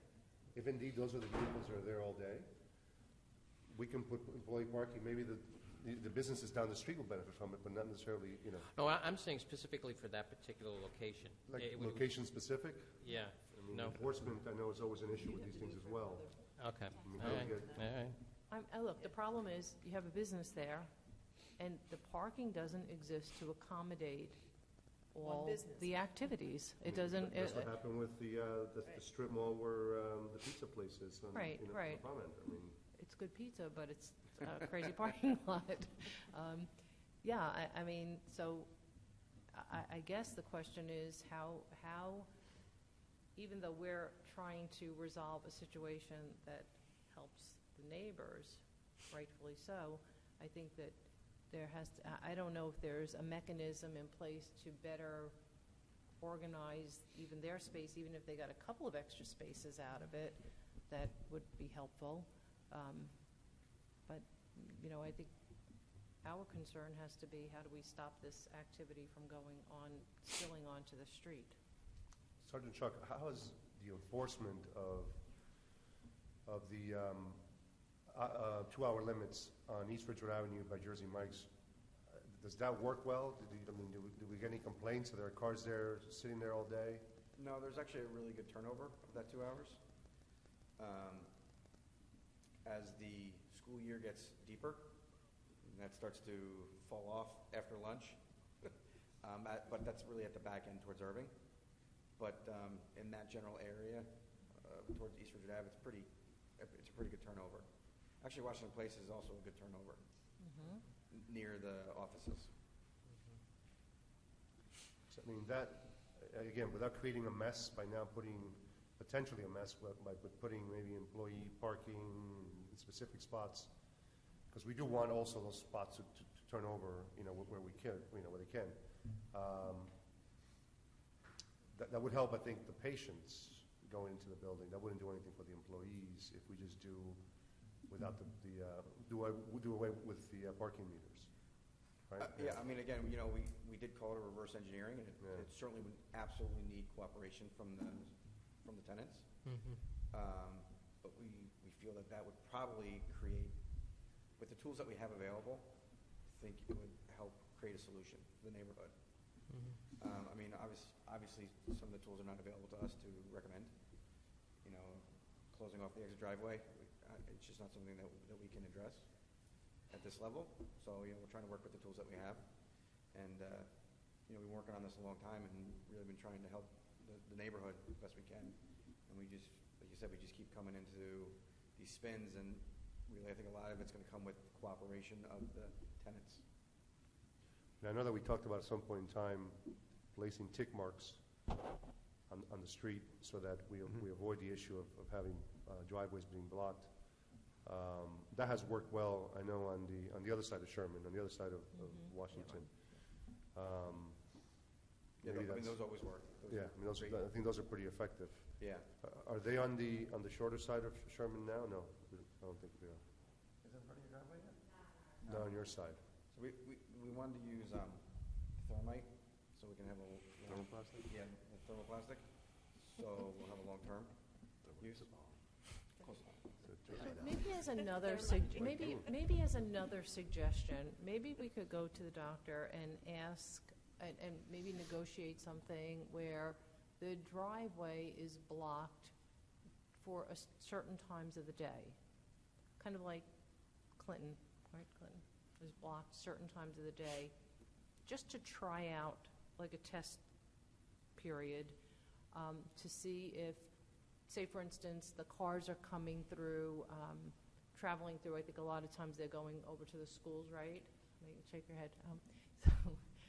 So if from, say, 7 a.m. until 10 a.m., that driveway is blocked, and then from 3 p.m. to 6 p.m., and we just try this for a month and see if that works. Maybe we just need to test things out and see if that alleviates some of that burden that the neighbors are seeing. And if it's signed properly, and folks understand that from 6 a.m. until 10 a.m. and then 3 p.m. until 6 p.m. that's closed, that might not only might it help, it might just change patterns of behavior. Yeah, but you know what the challenge with that is? So this is the appraiser, and maybe it's going to come out now. You're going to impact the value of his property. Because if he's got vacancies and they see that you're going to be closing off an ingress or an egress multiple times during the day, I mean, I don't know if Matt wants to weigh in on that. Turn on my mic first. Bernie's got a point. If you change or at least prohibit or restrict the ingress and egress into a site on a permanent basis, happens sometimes with properties when you've got some type of a commercial property where people need to make a left turn across other lanes of traffic, and you want to restrict that can have an effect on it. So it's an issue you got to be very sensitive about. Well, that's why I said temporary, just to try it, but we also have to be cognizant of the fact that the property owner isn't policing the drive-through traffic, and so that because vehicles are being permitted to just use it as a roadway, and they're not policing it, they're not doing anything about it, that don't we, I mean, I'm not looking to hurt the doctor, or his property, I'm just saying that doesn't he have an obligation, doesn't the property owner have an obligation to make sure that property's not being used that way? I wouldn't say he's got an obligation to the town to do that or to the municipality to do that. Obviously, he's got a concern from liability. That's a good point. But that's a personal concern for him. I mean, I don't know that he's got any, unless there's some type of you wanted to look at some of the enabling approvals that came through with regard to this. Unless there's something in there that says, we're going to allow you to do this, but you've got to police it or you've got to take care of X, Y, and Z, and you're not doing it. I wouldn't be aware of any obligation that he may have to the town or the police department or anybody in that regard. It's hard to see how that can work out in terms of getting him to police it, or at least making sure that nobody cuts through. But it's a fleeting moment. It happens relatively quickly, I suppose, and you have to have somebody almost on guard there at all times. So even if we just reach out and say, would you be willing to try this just for a month or two? He could give us the hours that he thinks it's doable in the morning and the afternoon, and see if there's that at least alleviates. Let's see how willing he is to have that conversation. Or you can, not that the police don't have anything to do, but in enforcing that, getting some presence over there with regard to that, and that's the only other way you can take care of something like that. People utilize commercial properties and lots that are on corners to get by traffic lights all the time, and this is just another example of that type of activity that would, if there's enforcement, all of a sudden word gets around, but you got to have somebody there all the time. That's a problem. What is the agreement he has with with us from as far as the property and what can and can't happen? To the best of my knowledge, he has several approved site plans that show the entrance driveway off of West Ridgewood Avenue with a exit and entrance driveway at the end of Sherman Place. And do we have the right to block those off if we want to, without, or is that subject to Attorney Matt Rogers' opinion? That would be a taking. Well, that's the issue. It may have, as Bernie pointed out, it may have an impact on the property value, and it could obstruct certain aspects of the way his business operates. So he's got an approved site plan from the village. Yeah. And to the deputy mayor's position, which driveway were you thinking of? Because there's the entrance off of West Ridgewood Ave. Actually, it would act as an amendment to the site plan, which would require a public hearing and certainly notification to the property owner. Absolutely. No, I'm thinking of the driveway that dumps onto Sherman, that opening. Let's talk to him and see if he's willing to at least temporarily test it out and see if he has his tenants have a way to work with that. So maybe there's just a because the driveway entrance from West Ridgewood Avenue is an in only. There's no exit onto West Ridgewood Avenue through that driveway. Yeah, right. So any time constriction proposed would lock a person into that property's parking lot during that duration. I guess, right. So I think that might be unpopular. Yeah. Well, ask him what time. Well, let's get his It could be hours worth of the operation and see if let's get his hours of operation and see what's there. And he can only say no if you ask him to Right, work he with can you and only say no. cooperate on it. And why is that entrance only? Because it's not enough width. It's kind of like a squiggly line off of West Ridgewood Avenue. It doesn't have very good sight lines if you were to exit, Right. You don't have room for two cars. So if a car is trying to come out of there and a car's coming in, somebody's going to have to back up. We certainly wouldn't want a car to back up into traffic on West Ridgewood Avenue if a car was trying to exit. But he has all the landscaping to the west of that. Couldn't he just make it wider? That again would trigger site plan review and I know. I'm just setback we're trying variances. to problem solve here and offer these suggestions to at least somewhat remedy what's going on in the neighborhood. So, I mean, the landscaping's pretty level. It's pretty flat, my recollection. I haven't been there in a while, but that's my recollection. I know I walked it with somebody. I don't know if it was you, Chris. So if maybe that's an option to resolve. Again, that would be something that the property owner have to agree to. I can't speak for him. No, of course, I know he's got to agree to it. I'm just saying that these are just maybe suggestions we could make, and that might alleviate this. It might be like a really simple issue that we're making a bigger deal. Sergeant Chuck points out in his report that 100 feet away on West Ridgewood Avenue, there is free parking. Couldn't we ask the building owner to ask his tenants to park in that free parking, but it's time limit parking, right? Yeah, it's 2 hours, but so is Sherman Place, so is Washington. Right. Where they're going now is time limit parking. So that's my only thought is maybe, like people say, it's not a parking problem, it's a walking problem, right? And And sometimes it's directing people to where you want them to. You know, I know that Arthur Murray, cleverly in their signature at the bottom when they send you an email, they say, click here for parking nearest our location. So you click on it and you say, oh, they have a parking lot. And when you click on it, it's a Google pin that takes you to the municipal lot behind their building. So it's great. But, you know, I mean, if maybe I haven't been there before, maybe, you know, first time I'm going, I'll click on that and they'll direct me where I need to go. Maybe it's something that they can include in when they're making appointments, saying, listen, by the way, if you're going to come, you know, we encourage you to park across the street on West Virginia. I mean, everything west of Heights Road is probably 50, 60 spots worth. Right. You know, so that's not metered parking, that's just time.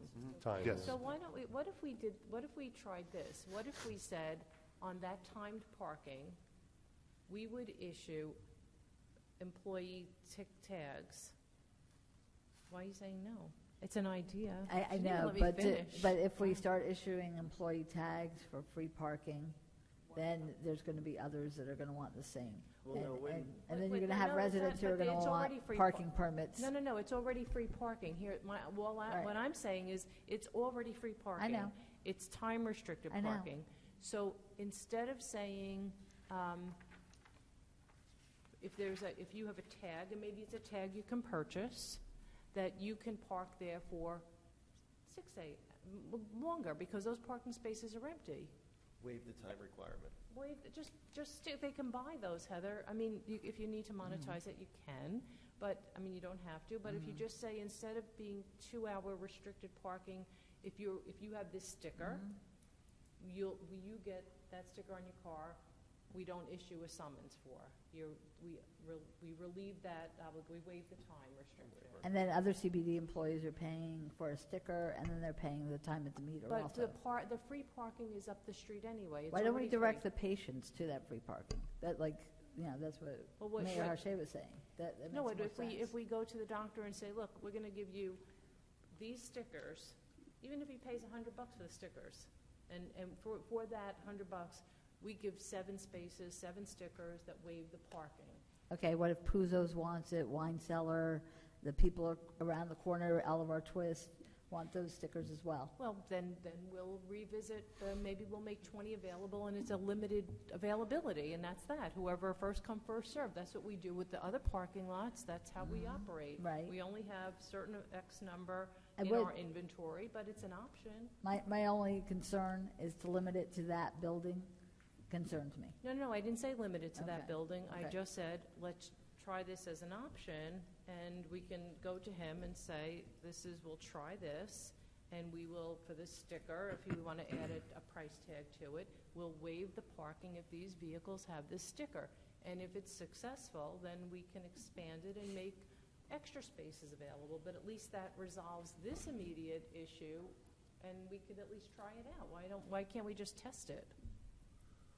I think we should open it to the whole west side, or any CBD employee that wants to park there, because I mean, that's up to you to decide, but that's my recommendation, because, again, it seems like you're giving preferential treatment to one building. Okay, all right. And their employees. Got it. So here's what we'll do. We say, here's 10 or 20 spaces, you pay the $100 fee, whatever the X amount of dollars we're Right. going to assign to it, we'll give you the sticker, and we'll tell the doctor first, and then we'll go out into the regular. Just so everybody knows, that's exactly what Well, we Mayor, I have a suggestion. I seem to recall in some cases that as long as a property has adequate access, even if a municipality takes off some of the access, as long as it's grounded in health, safety, and those reasons, and again, you got to look at this because they're all fact sensitive. There may be a possibility that you can take some action with regard to that, but it all has to do with the adequacy of the remaining access and whether or not that suits the purpose for the building that's involved. So, if the council would like, I would just take a quick look at it. It wouldn't be much, but we'd maybe see if we can do something with that. I think that would be a great step, Matt, because I think that would, There's a you know, case. Heather's concerns, I think, would be I think there's a case out of Ramsey. well with addressed with something like that.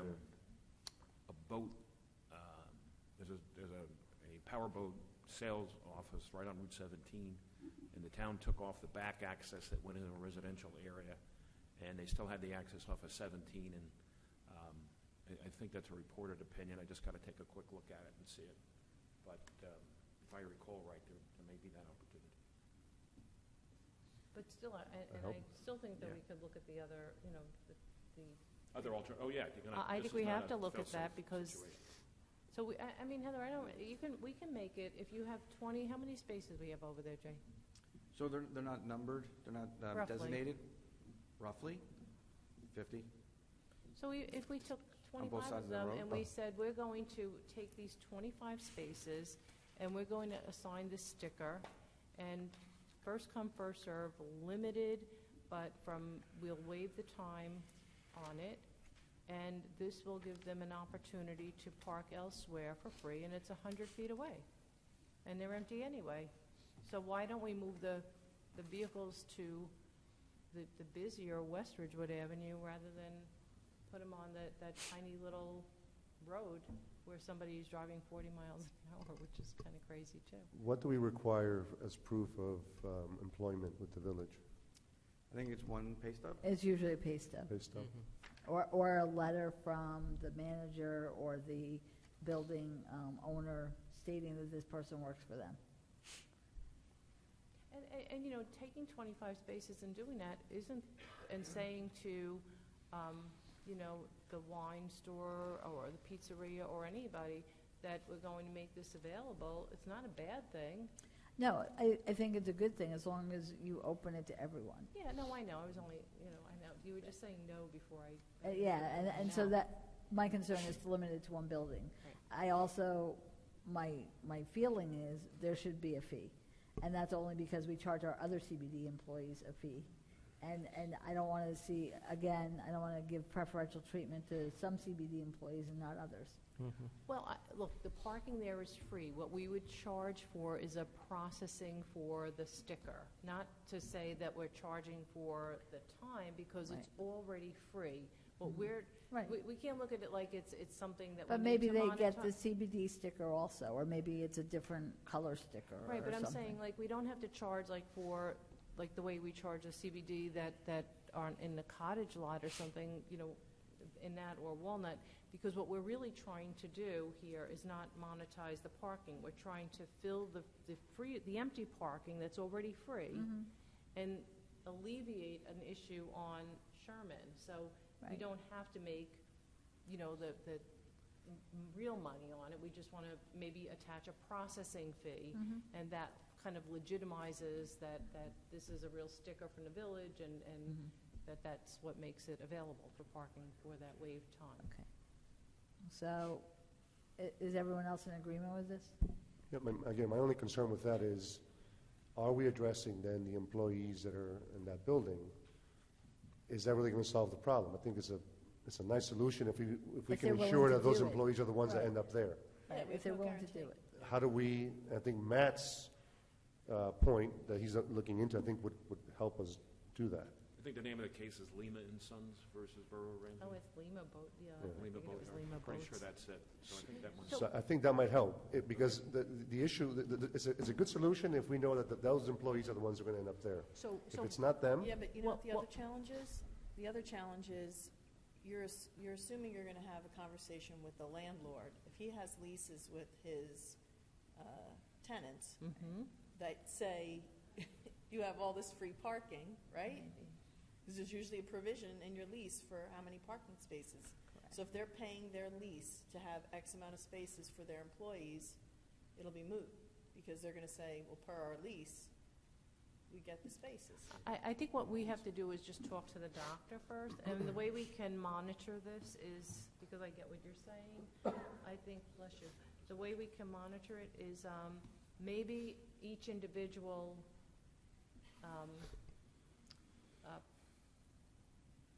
sticker holder, whatever, placard holder, like business, maybe is just a different color or a different code on it, and then we would be able to at least track and know who's using it. I mean, I think it's just a way I mean, it's not, obviously this isn't going to be the refined models, us sitting here and brainstorming, but at least it gives us some place to start, right?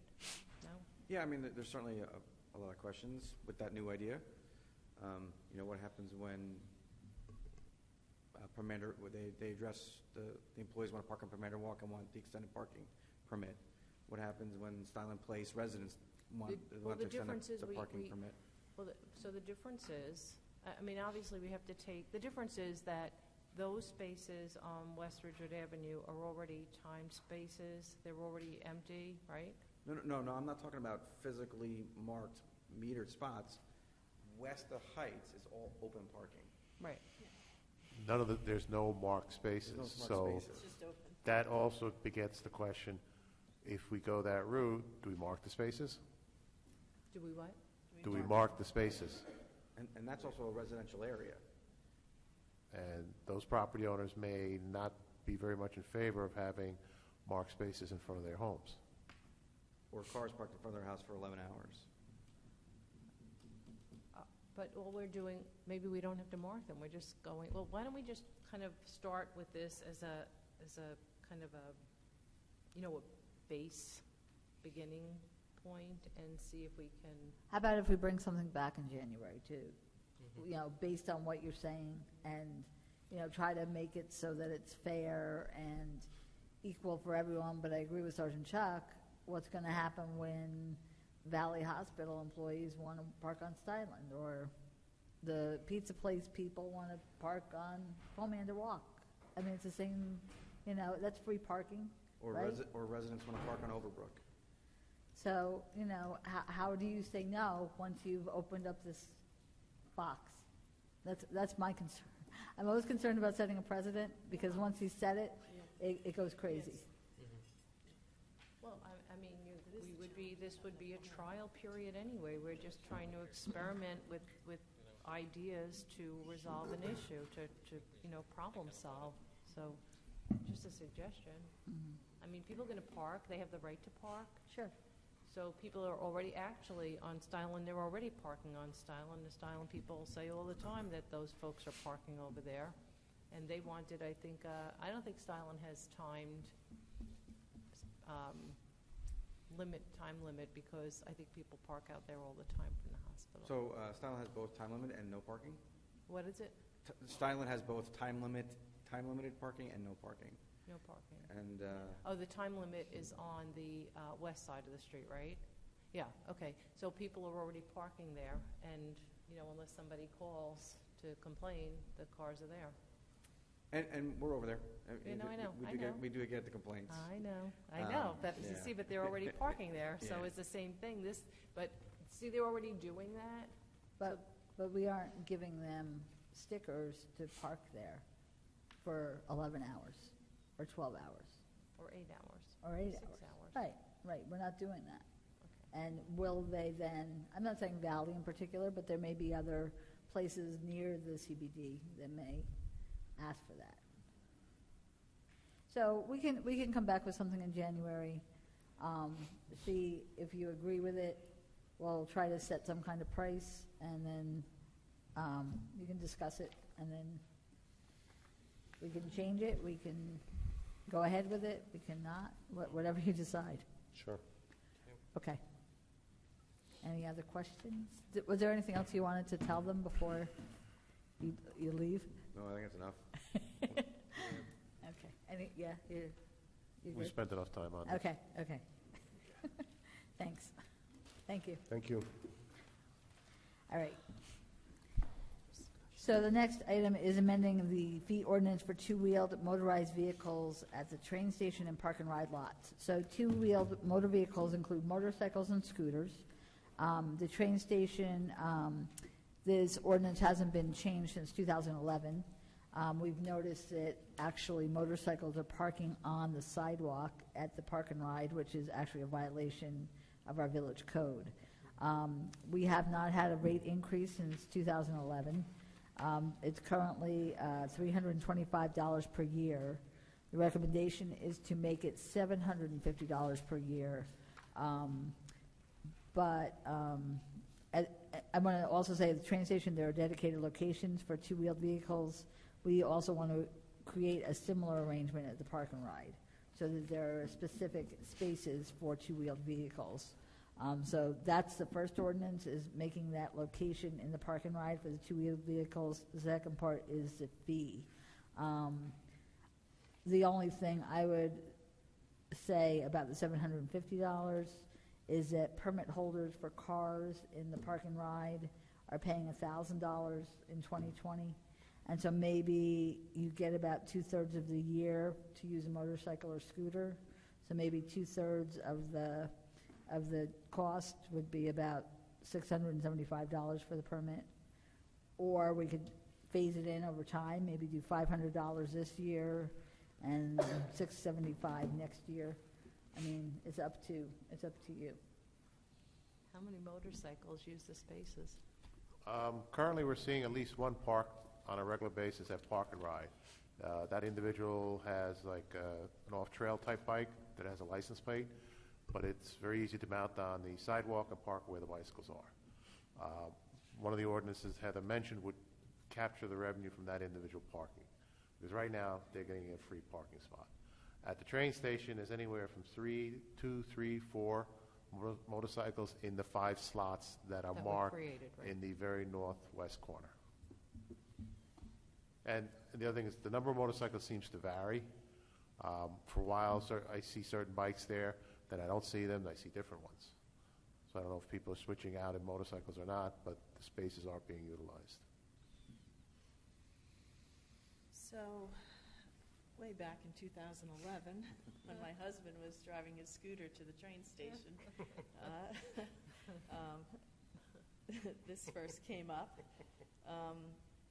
And I think the idea back then about, because a lot of people started driving scooters, he was one of the first, a lot of people started driving scooters and they were parking on the sidewalk.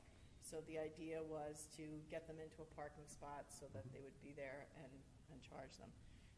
The other thought back then was that it's one less car in the parking lot. So people taking the scooters was actually effective for us. So I think definitely there should be spots at the park and ride so that they're not parking on the sidewalk.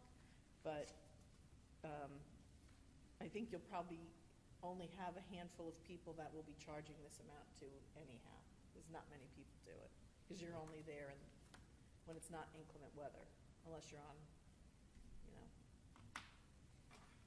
have full gear and don't mind driving in the rain or the snow or whatever. So. Well, I love riding in the rain personally. Right. So I mean, I think we definitely need the spots, but I think this, to jump it, double it is kind of high.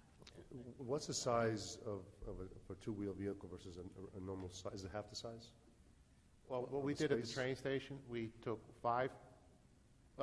2 parking spaces, and then converted those into 5 slots. What we did, one space was so the motorcycle can maneuver into the slot, and the other space we divvied up into 5 spots for scooters, motorcycle, as the ordinance says, any two-wheel vehicle, two-wheel motor vehicle.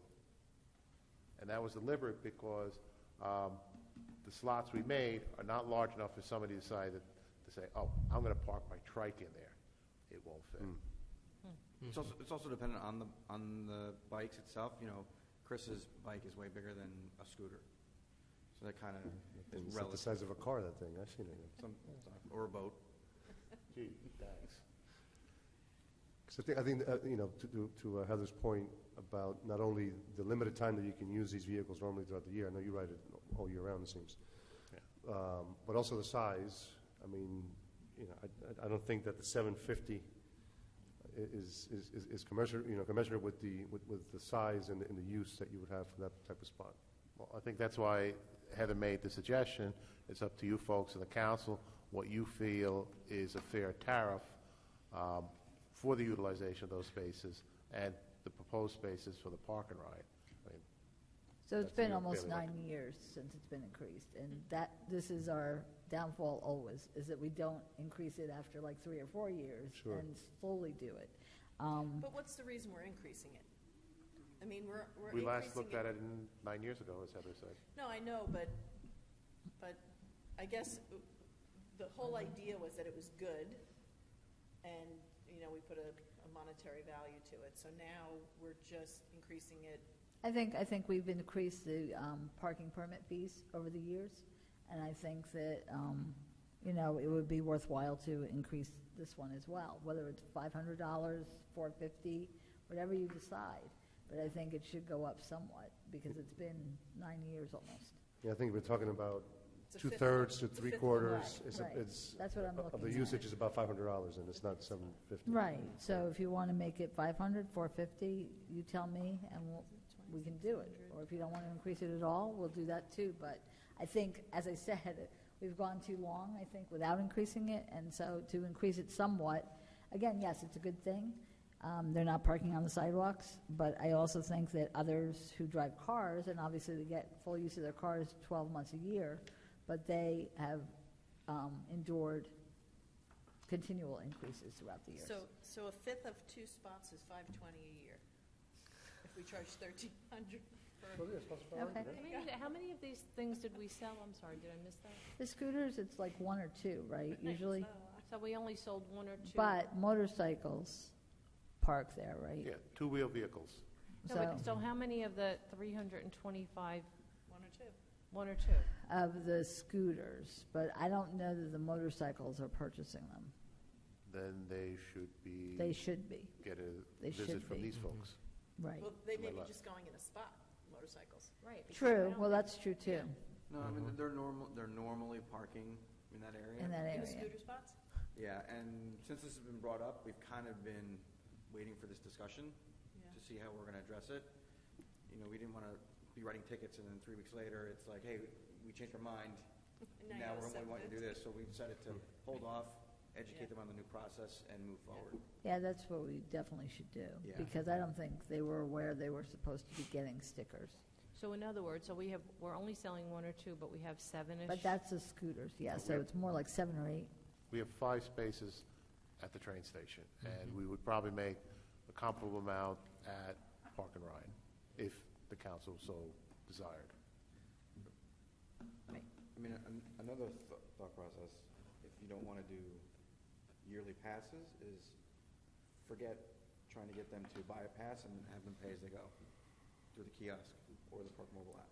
That is also a possibility, because since the council last looked at the fee, we have gone electronic, we've gone Park Mobile, we've gone to the kiosks.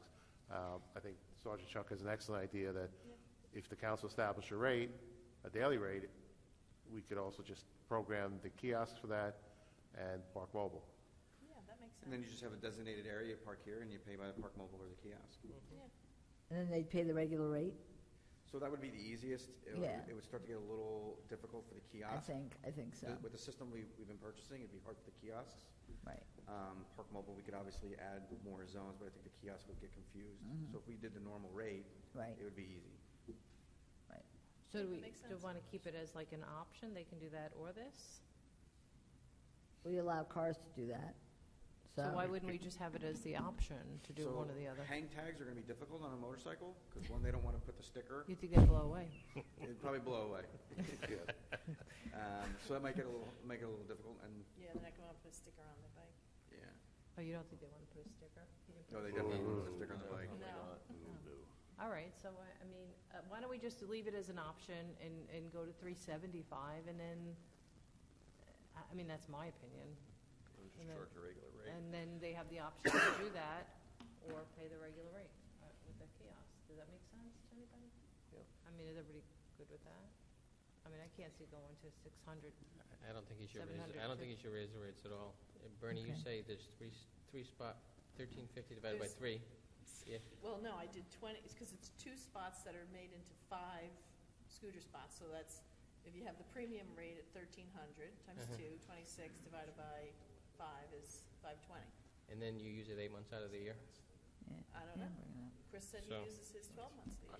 The only time I don't ride is if there's ice and snow on the ground. So keep it at 325, and then but the regular rate's higher anyway, and then make it 325 with a regular rate. And we'll see how many we sell, because if we're only selling 1 or 2, then, we're doing that for $100. Silly. 375 or 325?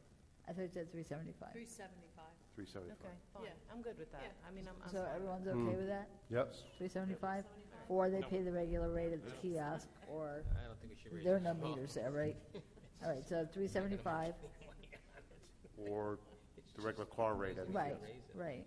That's what it's going to be. So you park mobile or at the kiosk? Okay. At both the park and ride or the train station? Okay. And we will create spots for motorcycles and scooters at the park and ride. So there are specific places. So those parking on the sidewalk should also be educated that they can't park on the sidewalk. Yeah, 100%. We were just Right, making this right. conversation. Sure, of Yes. course. But we'll- Okay, so everyone's in agreement? That's my neighbor. I know, Jeff, you Was want it- no increase. I heard you. Yeah, that's fine. We'll vote on it next week, that's fine. Okay, so, but that's okay? Jeff's a no. Yeah, no, I know Yeah, that. yeah, yeah, everybody else is fine. But I That's don't know. okay. Spoiler alert. Okay. Okay. Spoiler alert. Okay, so if it's okay with you, Mayor, if we could just jump to the library, because I know we still have some people here from the library for the funding for the Ridgewood Library Reimagine project. So that's number C17. So we have a sample resolution, which basically indicates that the village council is in favor of the Reimagine project, that it endorses it, it provides a commitment for the village council to appropriate $2 million in municipal funding towards the $7.7 million project. That's basically what this resolution says. So my question is there any discussion? Were there any changes that you wanted on this resolution? Or are you ready to consider it as is next week? I know this was worked on by Mr. Rogers and Nancy Green and who else? Gail Campbell, the president of the library board. So, I'm just trying to pull it up on my screen. sorry, I know I'm jumping in your. I know, and I'm on paperless, so I have Sorry. to figure out what page it is on my thing. I'm fine with it. Okay, thanks. There we go.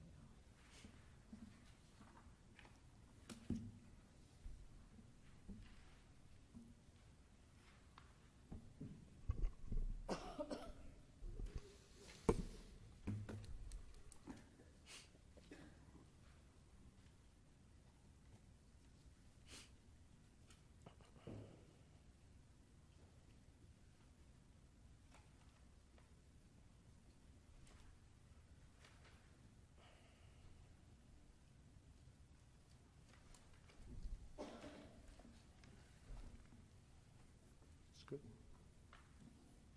Yeah. Councilwoman Walsh? Looks Yeah, good. you're in favor? Yep. Okay. Councilman Stephen, you're still reading.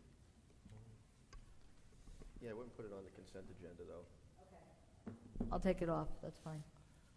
Yeah, so I mean, I have to read through this whole thing because Sure. my feeling is that, you know, way back when, years ago, my recommendation before we got to, before we got to this point, my recommendation was to remove some of the fancier, more expensive components. And that would have significantly changed this $7.7 million price tag. So I am not really comfortable with this, and so I have to think a little bit more. And Okay. I think I'm going to meet with Nancy, but I'm not at all comfortable with it. I think that, you know, the conversation that happened, I think it was 2015. I was serious about those statements I made then, and I continue to be serious about those today. Okay. So what we'll do is we'll put it on for next week, but off of the consent agenda. Okay? Fine. Great. I appreciate you taking that out of order. So we're going to go back to the regular agenda. We're up to now the village employee parking zone on Chestnut Street. So our village streets and sanitation recycling division staff have been parking their personal vehicles along southbound Chestnut Street by our village garage for many, many years. Several studios have now opened up that offer classes very early in the morning. At the same time, our staff are coming to work. This has resulted in a shortage of parking for our staff. They also park in the streets division lot. Basically, what we want to do, we have employee stickers. At one time, here in the Village Hall parking lot, there was employee parking along the fence here by the field. And so there were village employee stickers given to those people who were employees here so that they could park there. And basically, they weren't reserved, but through the white-collar contract, they actually got it into their contract that there would be space for them in this lot. So that's where we designated it, and other employees had it as well, because we wanted to leave the, prime spots for people coming to Village Hall or going to the library. So this is just asking that we issue those village employee stickers to our employees so that these people who come in at 6 a.m. to take a class aren't taking up their, or 5 a.m., aren't taking up their parking spaces, because they're there. A lot of them are sanitation people, and they're there at like 5 a.m., 5:30 a.m., and then they're gone by 1 o'clock. So we're basically asking between the hours of 5 a.m. and 1 p.m. Monday through Friday that be limited to employee parking. After 1 o'clock, it could be opened up. Again, this is just to allow them to find a place to park, because they're right now scrambling to try to park before their shift, and it's getting more and more difficult. How bad is the situation, Heather, there? It's pretty. I'll have Mr. Rodeshauser come up, because he probably knows firsthand exactly what the issue is. But my understanding is it's pretty bad, that they're having difficulty finding spots. I'm good with this, actually. I think it's a good idea. Good evening again. Parking on Chestnut is kind of at a premium. We can't park on Douglas Place. You also have a number of active businesses along Chestnut Street. And as you go further south towards where the multifamily housing is being built, there's no parking. So if like an employee comes in and all the spaces are taken, they have to somehow make arrangements. Usually they park in our street division lot and probably leave the key and a note with somebody that says, listen, my car's in the way, be nice, move it for me. And that has gotten to be an inconvenience. We've also noticed that some of the patrons of these businesses have no hesitation to park in front of our gas pumps, in front of our salt sheds. That's a separate issue which we address when it's a critical issue. And by that I mean, like, if they park blocking a salt shed and it's a snowstorm, we'll contact our colleagues in the police department to have them removed. Otherwise, we'll just say, please don't park here. We can't get any help from the Y on this one? It's a great point, and I got to say, because I know we've talked about this in the past, that whole side along the Y, and I know it's an elevation issue, it drops down, but I don't know if we can work with the Y and have something done there, so we need to have a sidewalk along the eastern side. Is that? Are you referring to on the street itself? Yeah. Yeah, there is a significant elevation It's a difference. drop, but if somebody went in there and either built up some kind of retaining wall, did some fill, put the sidewalk, and maybe some kind of railing, there's space there for parking. The only reason we can't do parking there is because there's no sidewalk. Yes, there's no sidewalk, and there will be a sidewalk on the southbound direction. That's part of the site plan approval. Right. The other thing is that area of Chestnut Street is pretty narrow.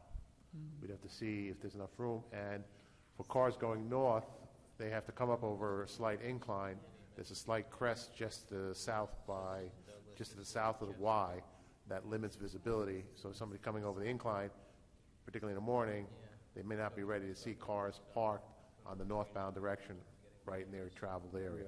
Well, I mean, I'm good with this. I just think it's something we To should look go at. back and revisit, because I think In the it's future. a missed opportunity over there. I think we might have to wait, too, to see what happens when the multifamily housing opens and what, the turning is out of that, and see if cars there would hinder or make it even more narrow. I don't know. I think that might be a good idea to see. Yeah, okay.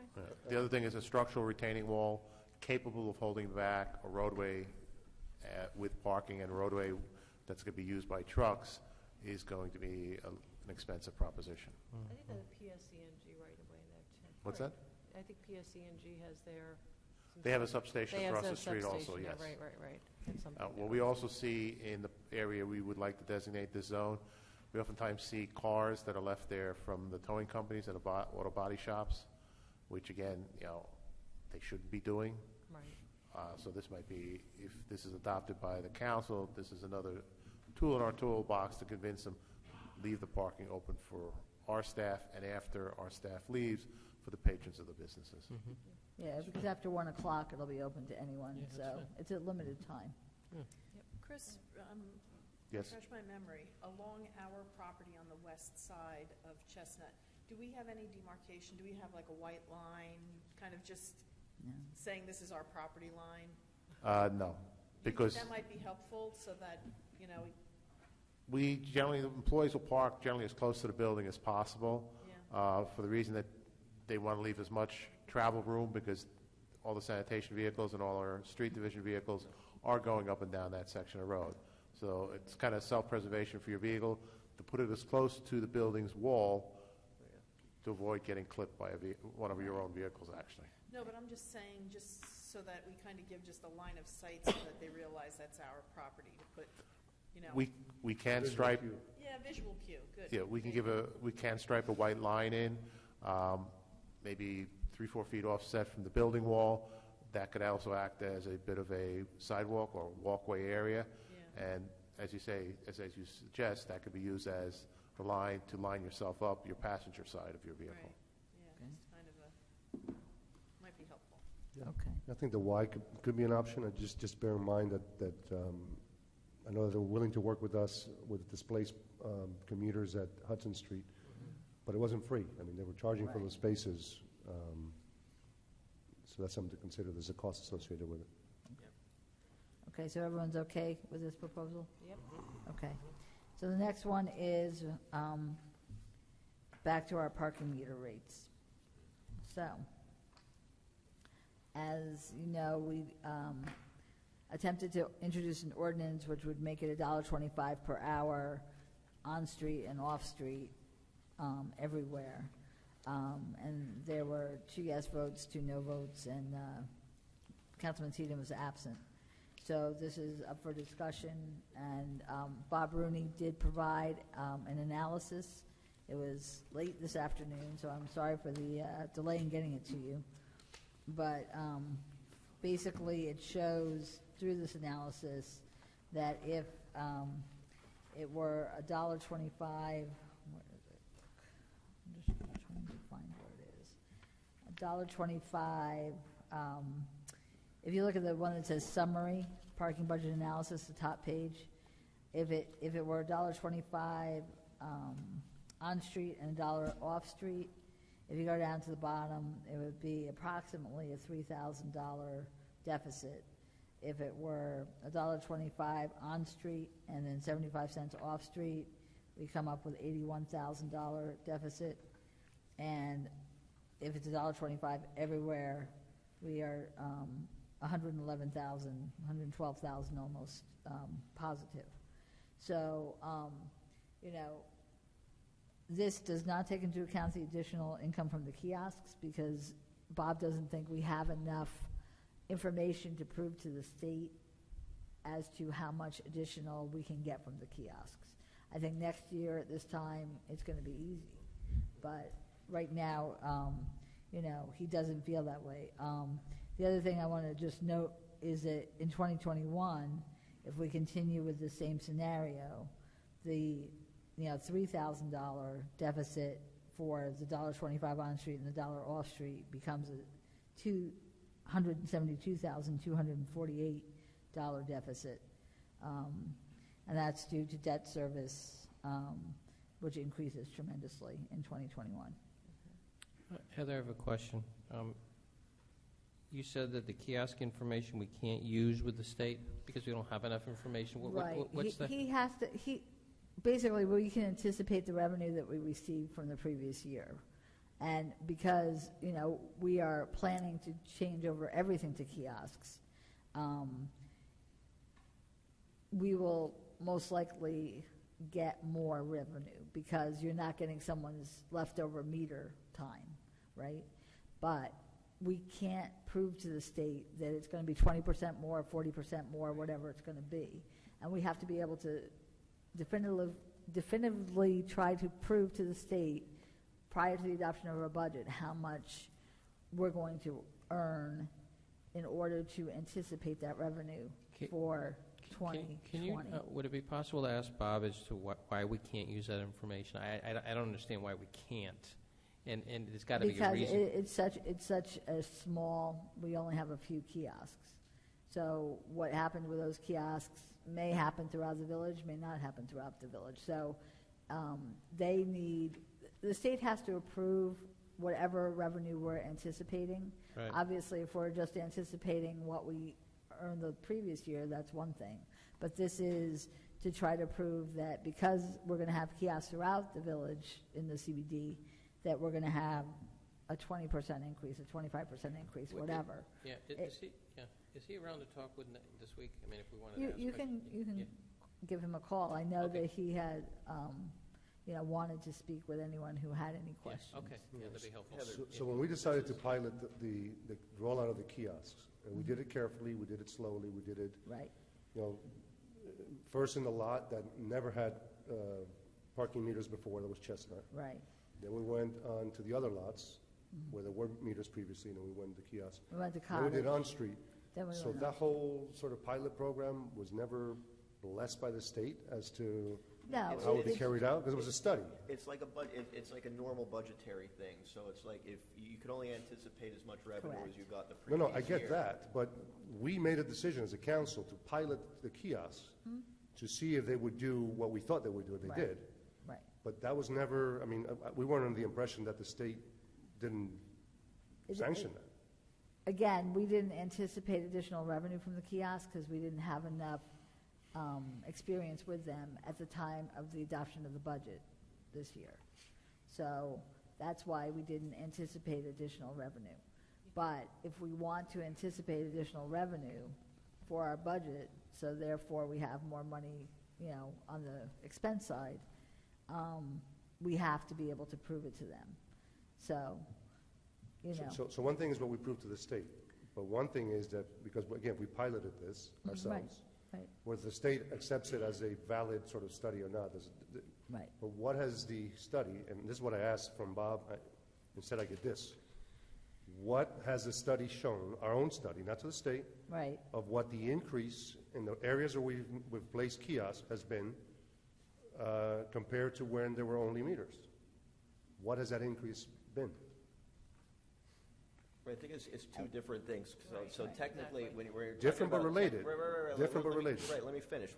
Technically, when you're speaking about budgets, you can't anticipate any revenue. So you're changing all the meters over, and we never had kiosks throughout the town before. Right. Maybe they say, maybe increased by 20% or 30%. You can't report that to the state, so you would have to report some sort of shortfall. Now, if that does come through, as village council on the other end, we could basically do whatever we want. We could eliminate parking and have the taxpayers pay for everything, and that's our decision to do that. Mike, I get why. My question is, and I think Bob should be able to answer it, what has been the increase in revenue in those areas where we've removed parking meters and deployed kiosks? What has that been? And I think we had this discussion, I think it was a year ago. Yeah. Where we were shown data on a spreadsheet that showed some crazy increases. 800% increase. But it was never, again, for this exercise. I think he came back, though, with the corrected, and I think it was about around 25%, 23 to 25%. Right. Yeah, and that was in the analysis before, and we're just taking it out because we can't use it. Is that what you're saying? My understanding is there's not enough experience to be able to anticipate that additional revenue throughout the village. Village-wide for all. And quite frankly, we're supposed to get delivery of the kiosk by the end of this month. The reality is it's going to probably take 4 or 5 weeks for them to all be installed, maybe 6 weeks, because Signal, is going to do the installation, and it's going to take a while to install them all and get them up and running. So it's not like we get them in, and the following week we'll have all the kiosks up and running, unfortunately. So in other words, you're starting with a shortfall. Correct. Right. We're right, because you're not going to have 12 months of kiosks. You You're know, going to have 10 or I 11. mean, I think it's really important to note, because I know that, the chamber spoke earlier. My interpretation of the kiosk was never to be used as the anticipated revenue, that difference as the anticipated support for the bond, because I actually did reach out for Bob today, and I spoke with him, and so we went through some of the numbers, and, we have to pay the $286 a year for the next 3 years to pay for the kiosks. We have to pay the bond note. We have to pay for, let's see, my notes here somewhere. They stayed. I don't know what I did. Anyway, so we have other expenses in this, and we are actually now starting out this coming into 2020 with a shortfall because we didn't adopt the ordinance to do the increase. Right, so if we introduce next week, the earliest we could adopt would be a special public meeting at the January 8th meeting, so it wouldn't be effective till the end of January, so we've lost a month of revenue coming in. So, and that's, if we adopt it in that kind of manner. If we delay it again till January, we're 2 months behind. So can we talk about the deficit? Because, again, when we hired Acacia to help us with the analysis of the bonding and the timing and so on, and whether we even considered deferring interest for a year or two, which we didn't do, but we had already started increases in meter rates, 50% increase, and we had also increased RPPs. So where does those increases, what did they do? Because we haven't made a payment yet. So what have we built up towards that payment, the anticipated first payment, based on those increases? 50%. Going from 50 cents to 75 cents, a 50% increase. Oh, 50%, I'm sorry. And then we also increased the parking permits. Right? So that was done in anticipation of this first payment. So how do we end up doing those things? How do we end up now at a shortfall before the first payment is made? Didn't we do those things to not end up with a shortfall? But remember, the Walker's report said that we should be increasing it again No, they in did. 2020. But to this point, right, those increases were made They were. to put us in a good place so that we can meet that first interest payment. So how are we not there? That's why this year, or next year in 2020, the deficit's only $3,000. Right. But then it goes to $272,248 in 2021. Right. Assuming no increase on the kiosk. Your cushion is already there. What you've earned this year is already cushioned. That's why there's such a significant deficit going into 2020. Again, but we said deficit, I mean, $3,000 is... Shortfall. No, that's we're talking right. about 100 Right, some but odd not in thousand. 2021. We're talking about a bigger... Right, No, we're but- talking about a very and consequential that's what number. Bob said as well. He said, you know what, we're going to make it, but barely, based on this, without taking into effect the kiosk effect. So with the kiosk effect, we may do very well, and we're going to know that.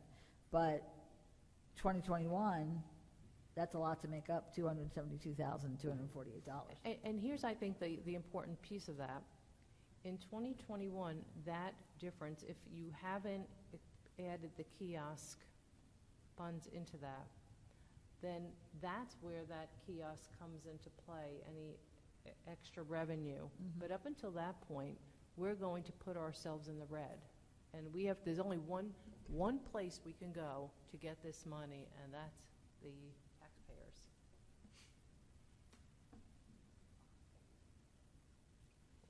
Which we said we wouldn't do. So, Heather, I just have a couple of questions.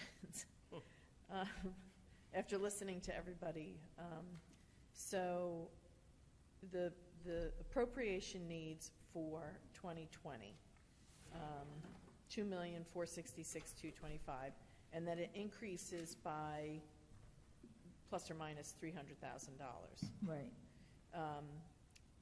So he's making three assumptions based on what we're possibly going to vote on for. So, correct.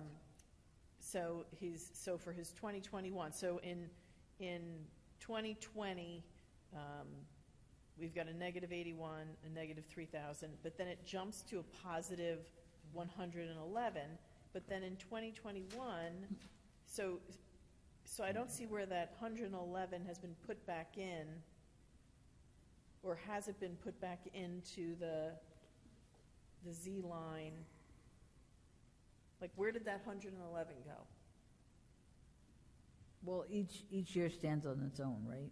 No, I know, but so I'm assuming in his formula here, he took that 111 and added it somewhere in the Z line, right? Because he did an X, Y, and a Z. Yeah. No, I understand what you're saying. I don't know. Because in theory, that would go over to the 146, so that the 146 would No, I only be a know. negative No, 30. I understand what you're Right. saying. So Z is a scenario where What is it, $1.20? we increase rates 125 on and 125 off street. Right. Under Z scenario in 2020, we It's have surplus. 111,000 surplus. Right, no, That I same understand. scenario in 21, we end up with negative 147.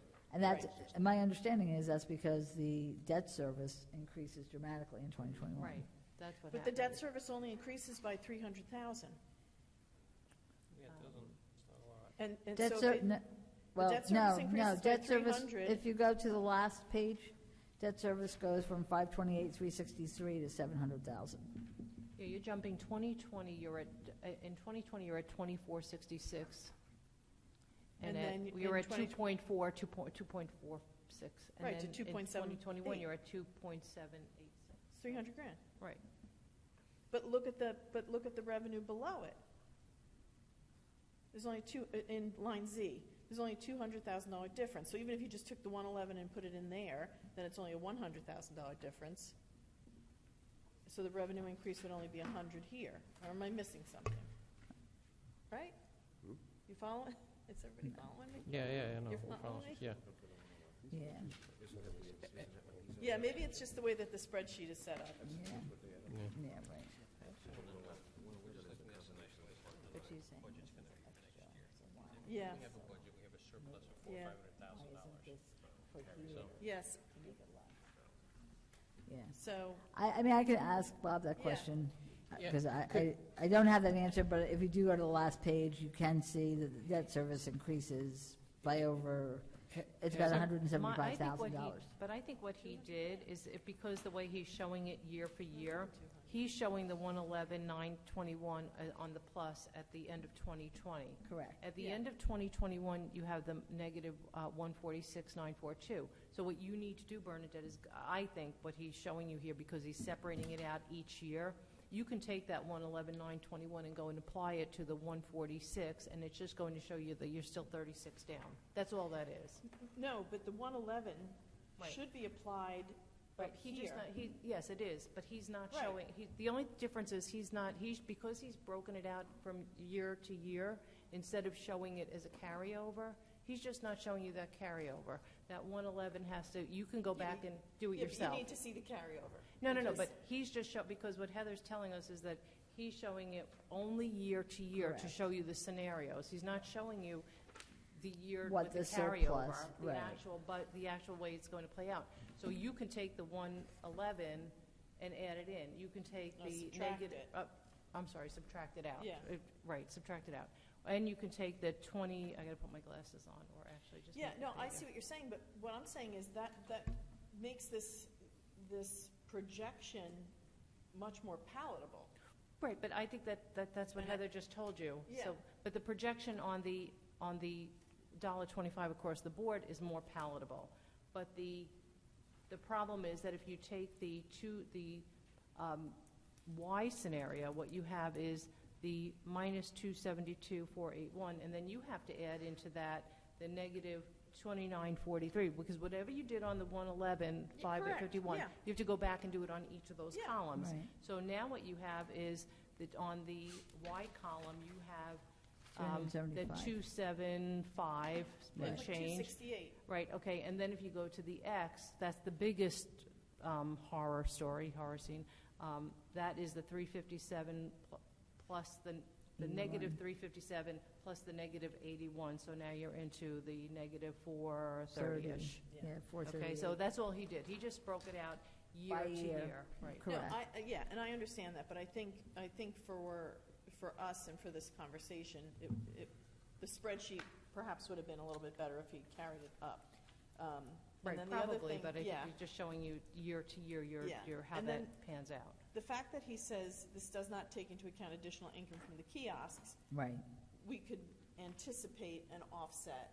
So I think, again, do That we have would be a any... more complete picture, I think. Would be That's more complete picture. absolutely. Even with the more complete picture, so let's just say we go and do all that math. So I'm going to just change my numbers to the 274, and then we said, what was it, 460, so 440 on the red, in the red, and then on the 146, we're going to take off the 111, so we're at the 36.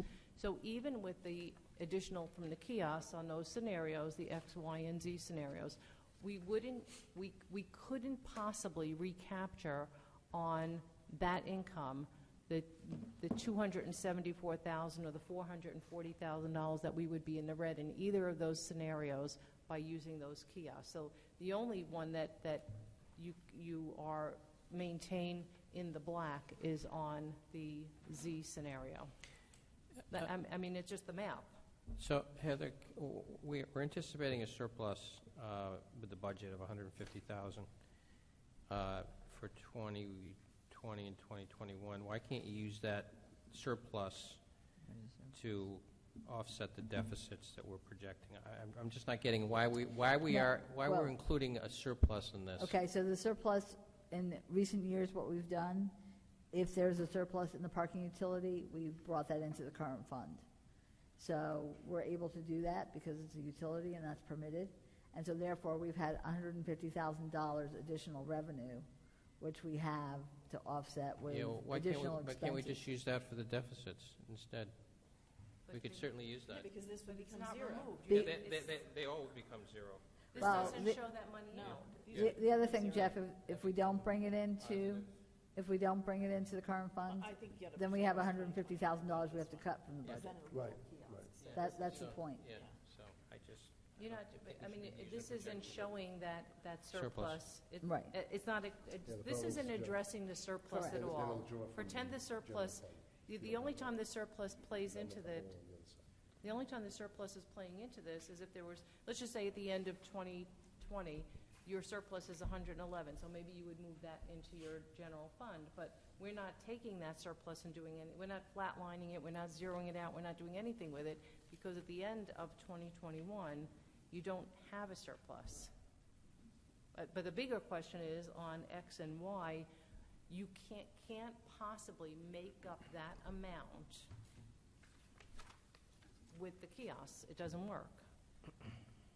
Well, it may. I think the mayor is correct. I don't think we have the real picture on what the kiosk, that's the big question mark, because... That's we why the won't state have- won't let you use it as anticipated revenue. No, I know, You cannot but I'm just ignore saying, the impact of the all revenues. along, we've been anticipating all of that money.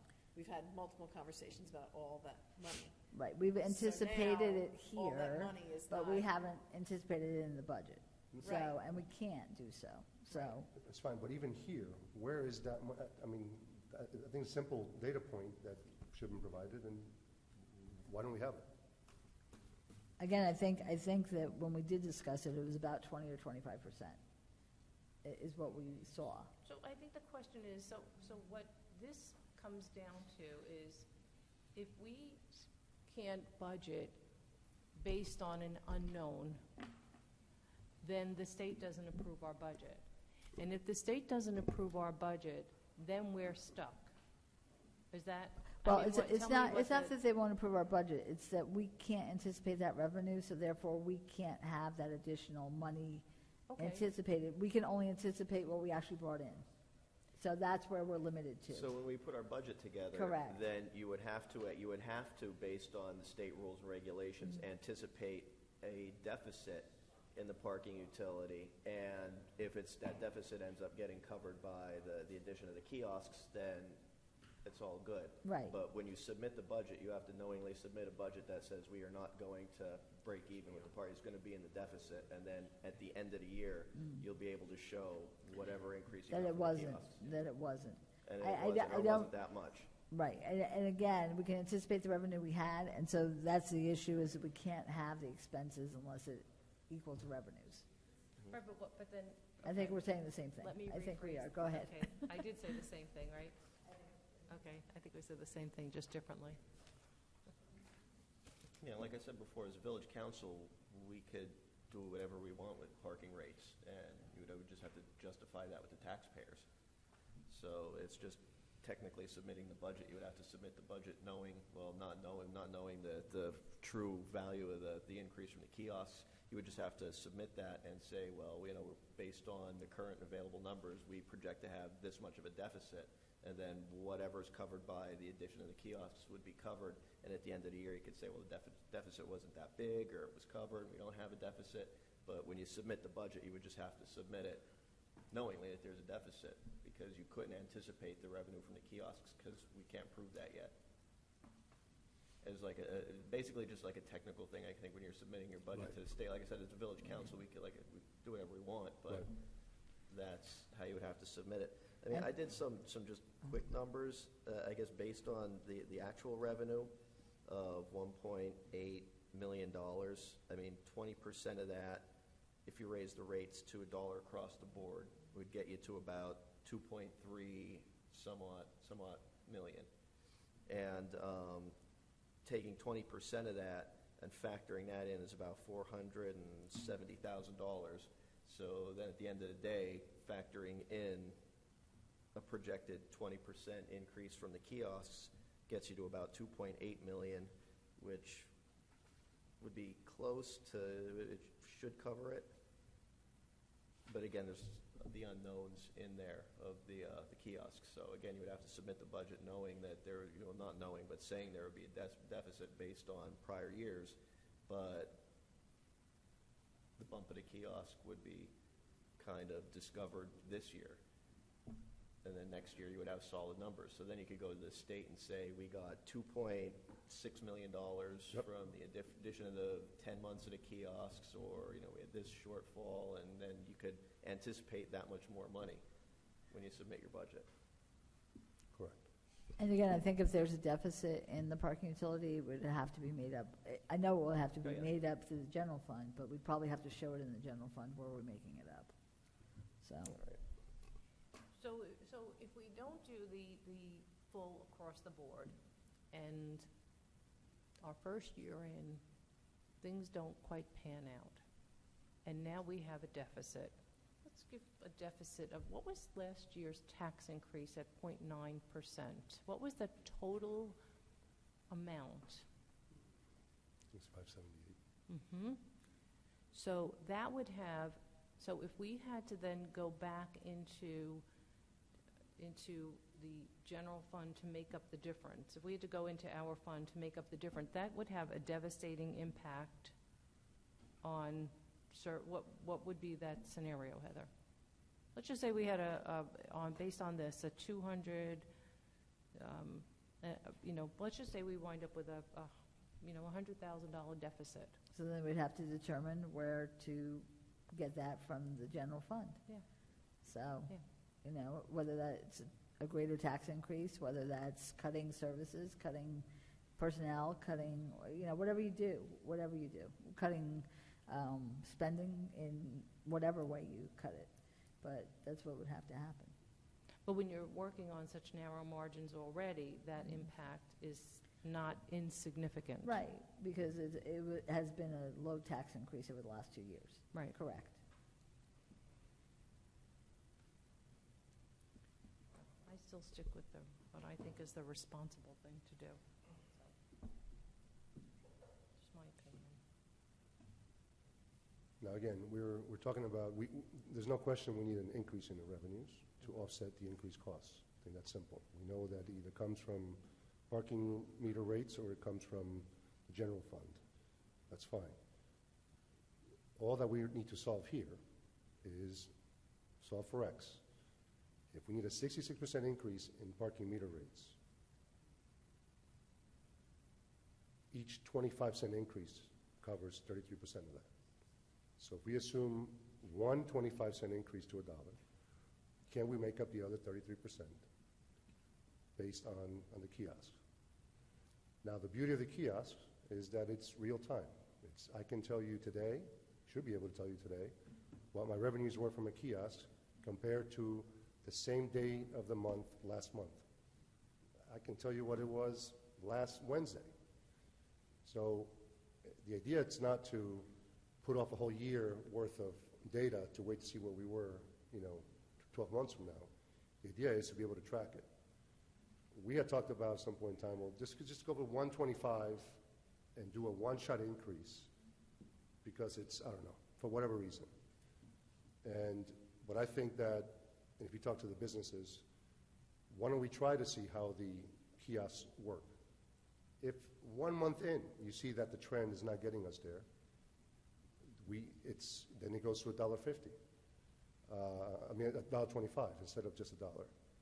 So it's a balance. It's not shifting the blame from the businesses to the taxpayer to the residents. They can both equally benefit. Obviously, you don't want one being overburdened versus the other, but it's finding the way that we can find that balance where we're not hurting one over the other. Obviously, leaving the rates at 75 cents an hour is irresponsible. I think trying to find a way in between where we can make up with this new surplus revenue that we get from the kiosks, I think it's worth exploring. Doing it just to 125, just because it's better to do a one-shot increase, I'm not sure there's much logic to that. No, we're doing 125 because that's what was recommended by all the professionals. And I just have to say, I got to say this. In 2000, I think it was 2016, I was invited to a meeting of all the businesses. There must have been 25 business owners in that meeting.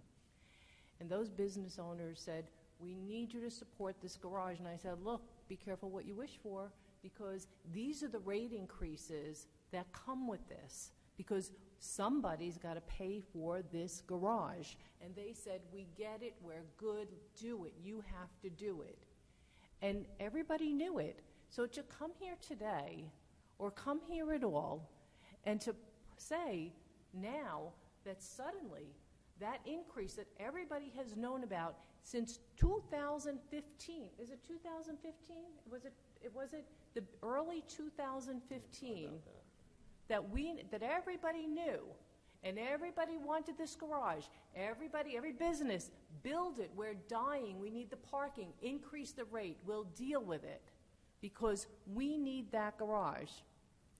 So now to come here, and because by luck of the draw, we installed a couple of kiosks, and we can't necessarily substantiate the increase, the actual increase across the board, because we have an unknown. And by the way, not to mention that not only have we lost time with our revenue stream because we didn't adopt an ordinance yet, but if the kiosks in real time are telling you you have to tweak, well, that's also 2-3 months to get that rolled out. So you can't just go and say tomorrow, oh yeah, shucks, we did that wrong. We have to now prepare, introduce, publish notice, and adopt, and then wait our 20 days. So the revenue that we didn't meet, that now we're going to tweak those kiosks, we have to do all of this work, and now what we've done is gone further deep into the red. So I think that even though it's painful, and maybe it's a reality check for everyone, the reality check is should have happened before anyone voted to bond, because everybody knew this, and the chamber knew it, and the businesses knew it. So to come here and say that we're going to rely on the gravy train of the kiosks is fundamentally unfair. So, luck of the draw was not. We deliberately, as a council, decided to adopt the kiosks, right? And because we knew what the impact was in municipalities where it's been rolled out. Look, I went on a tour of Hoboken. And that's what we decided to go ahead and roll it out and pilot it. The businesses are not saying that we don't have to pay for the garage. They're the first one to say that we need it and we have to pay for it. What they're saying is, can we at least incorporate what the impact of the kiosk would be so that we don't have to depend just fully on the increase on the meter rates. That's what they're saying. But when we don't even have that information, which has been asked for about 10, at least 12 times, in a basic analysis in a spreadsheet, it's a question. But you're asking Why for don't we the- have you're- access to this information? You're asking for the impossible because... I'm not asking for the even if- impossible. No, even- absolutely not. Even if The you had... kiosks have been rolled out, and we purposely rolled them out in a set order, in the lots and on the street. I'm not arguing with you. I'm just telling you that this is just because we focus on sort of what's here today. Let's go back to why we started with the rollout of the kiosk in the first place. Okay, so we decided to adopt the kiosk because it would bring an extra revenue. It wasn't luck of the draw. It didn't fall out of the sky. The idea is that with the kiosk, we do get an increase. We were told in one spreadsheet that it was in crazy amounts. Then all of a sudden we're saying, well, now it's maybe about 25. 25 was the baseline assumption, the midline assumption that we did in some of the scenarios that Bob Rooney provided to us. But that was not the actual number, the actual increase from the kiosk. Right. What is that number? It's just worth asking the question. At first, just to clarify, when I said luck of the draw didn't mean that we were not deliberate in that decision. Luck of the draw was that I was invited to take a tour of Hoboken and came back and said, this is what they're telling me, so we should at least try this. So that's what the luck of the draw is, that this was kind of a process that we knew going in that there was the potential to recapture that lost revenue of the share it forward, the time. So I think this is no matter what the unknown. We know that we have 90 kiosks coming in. We know that we're going to lose the first 6 weeks. We haven't adopted an ordinance, so we lost revenue there. We lost revenue in the first 6 weeks. Look, and I honestly, I don't think that anybody should project into the unknown. And I hear what you're saying. We do know that, there was a differential there. Right. But whatever that number is, I still don't see how it makes up for this. I don't see that math. Doesn't work for me. We always project into something. We don't project into certainty because you don't know. Who knows? Increasing it to 125 might decrease parking demand in Ridgewood by a certain amount. We don't know these things. But we can at least go back and look at the data that we do have. So now what we're going to extrapolate, what do we have? So where is that boost? What has that boost been from the kiosk, real world, not projected, not tomorrow, where we've rolled it out? What has been the improvement in those areas, in those parking zones when we've done it? So Heather, while everybody's been having this conversation, I had a thought, and I pulled up my own Park Mobile, where I have my whole history of all of my Park Mobile. So we have the data. We do. But where is it? But we haven't talked about Park Mobile. We've talked about kiosk, because I don't use the kiosk. I only use Park Mobile. Mobile's on here. Park Mobile, Park Mobile's it's a payment where? platform. It's in the whole play. It's in that whole. Is it considered? Right. I know, but so we're not losing. So where the deputy mayor was saying we're going to be losing the money, we're not losing the money because people are still going to be paying into this. And like I said, I'm just looking at my history here. I'd have to go back to remember how long I parked, but I didn't say we're losing money. no, because we would be losing money if we didn't adopt. But we're not losing money in that we're still getting, everything is still functioning. It's just going to be at a lesser percentage. No. What I'm for the saying short is, term. what I'm saying is the anticipated revenue from the kiosks for, if you want, let's just say, if you want to project a 20% increase over your revenue stream because of kiosks that are installed when they come in December, you've already lost 6 weeks because it's going to take that long. So that you've already gone into the red in your anticipated Correct. Increased revenue stream. Right. That's all. So it wasn't that we lost money, it was just that you didn't. It's prorated. Right, but we could also talk to Heather about making it priority one for the signal department, because if this is going to have such a monetary impact or negative monetary impact by not having them installed, whereas some of the other things that Signal does can be, delayed, then that would make more sense to me, at least, to kind of. It'll still take time because they have to take down the meters, they have to put in the kiosks, they have to hook it up. It'll still take several weeks for 85 Yeah, kiosks. but they could get the kiosk up and running because you can use a meter and a kiosk. You know what I mean? They can get and then work the meters out as they go along. But priority is get the kiosk in, put And them in then, first you and then know, go back and take out the meters. I have an Because idea. it doesn't matter, you can still use the meter while Yeah, you're moving them. we're fortunate in that the time they're coming in is after downtown for the holidays, after the lighting project in Memorial Park of Van Ness Square, which Yeah. they've been working on diligently. And so that's, the good news. And we just encourage It may be hampered by the weather somewhat, depending on snow, but we'll see. And certainly, yes, I can make that priority, and it's just the fact that it's still going to take several weeks. Yeah. I have an idea. Lord help us, I have an idea. So we all know that parking rates have to increase.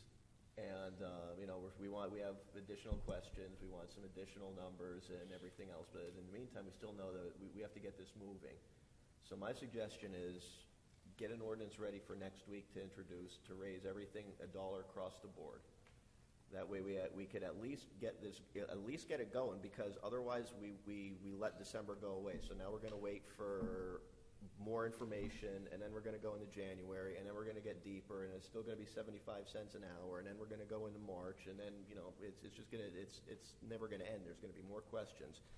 Increase everything $1 across the board.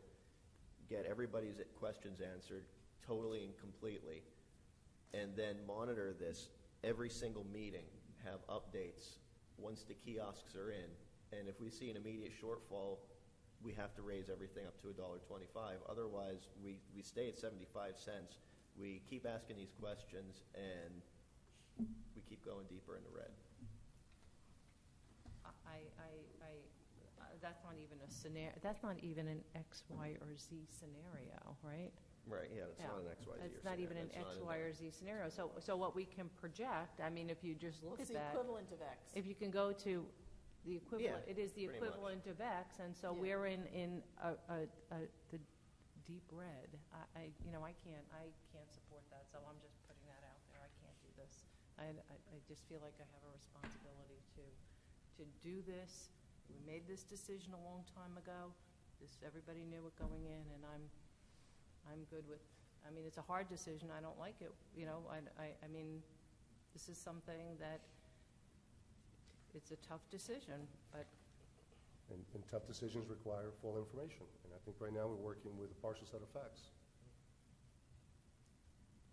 So then we just wait for more information and continue on with 75 cents an hour and don't even increase anything? I mean, that's... No, I'm with you. I think we need to move forward. We got to do something What I'm saying now. I is- think we need to do something now, and we need to It's get a the tough, information. it's a tough but- decision, and that's what we get paid the big bucks to make those tough decisions.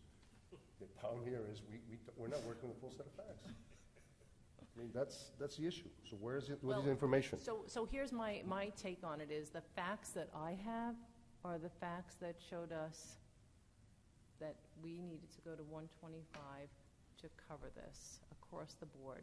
That is the one fact that has been a constant throughout. And I think even if we can always work down from there, we can dial it back if we think wouldn't that be a headline? We rolled back rates. But We have facts. We just have incomplete facts. no, we are. We do have facts. This information in front of us. Yeah. It's incomplete. Well, I just want to remind you, too, the only data we can compare is in the lots, because the streets are just all streets. So any of the kiosks on the street, So like the on Broad, rollout, the pilot on North Broad Street is useless to us? we can't compare it because we don't break out the streets. Streets are all streets. Collection for streets is all streets. It's always been, where lots are the individual lots. So we can get it for Cottage, Oh, yeah. and we can get it for Chestnut, but we can't get it for So if Broad. there's a meter maid collecting coins out of 20 meters on North Broad Street, we don't know what that collection was? We know what all streets collection are. But we don't break it out? We don't, we never have. And you've been told that before. The council's been told that before. But we have the data. Like, we can go by zone. We can have Park Mobile, and at least For we can people do who it by pay zone. by Park Mobile, right. Because I can tell you, I park in 4311 primarily. I'll tell you what, why don't we do this, because I We have it. why don't we have 2 ordinances prepared for next, which we already have one. And if we can have 2 ordinances prepared for next week, one with the $1.25 across the board, and Mike, would you be, on yours, would you say $1.25 and $1? That was my original All right. proposal, going So back let's- to the whole beginning of this, was do $1.25 All right. on the street and $1 So on why- the lot. So why don't we do this, if everybody's that's good where with, I've this is just an idea, just to kind of bring this to at least a conclusion for tonight, since we don't have all the information. So just as a suggestion, we take scenario Y and scenario Z, X, Y, Z, Y and Z. If everybody's good with this, we prepare 2 ordinances for scenario Y and scenario Z. And then what we do is, between tomorrow and Tuesday, let's get our data ducks in a row. And, are you good with this? What? My questions to our CFO 3 weeks ago were, where do we all of a sudden ignore the impact of the kiosk? What are those numbers? I hear you, but I'm saying... If we can't get that in 3 weeks, and somehow it magically appears in the next 7 days, I think we're fine. Yeah, no, I'm saying, so if we have 2 But, ordinances... and the fact that we get this No, all right. handed so to but us just before the meeting, Okay. it's also disgraceful. So this is right now we have, these are our options. We have scenario Y and scenario Z, ordinances for both prepared. We get our data ducks in a row and we kind of all crunch But those even numbers. Y&Z, I think a better differential to drive people's behavior is $1.25 and 75 cents on the lots. Am I really going to park in a lot when it's $1 versus $1.25 on the street? Is that differential really going to drive my behavior? It didn't work, for the employees, 50 cents for the 25 cents. I think if you make it, make the difference a little bit more severe, I think it will drive people's behavior. 125 versus 75 on the lots. But this is the worst case scenario. So why don't we But why don't we again, prepare ordinance? We're trying to extrapolate Okay, information I got it. with incomplete facts. So why don't we prepare That's all. ordinance X, Y, and Z? And then we have scenario X, Y, and Z, and then we get our data ducks in a row. And we can prepare scenario W, but we're not working with the information. Well, that but we have requested a clock. and should be entitled to as council members when we request it. But we have a clock that we're working on, correct, Heather? Because we have to Because, again, this is based on if this is adopted in January. Right, So, but we're working, when do we need to publish the public meeting notice? So when do we have to publish everything? well, yeah, right. What would happen is we would introduce it on the 11th. Right. We would have a special public meeting at the January 8th work Right. session. So- And then it's 20 days, so it's the 28th of January. So does it make basically- sense to you then to have 3 ordinances, X, Y, and Z, prepared for next week for introduction? Yeah, and then I guess you'd have to decide at the pre-meeting conference which one we're going with. Sure.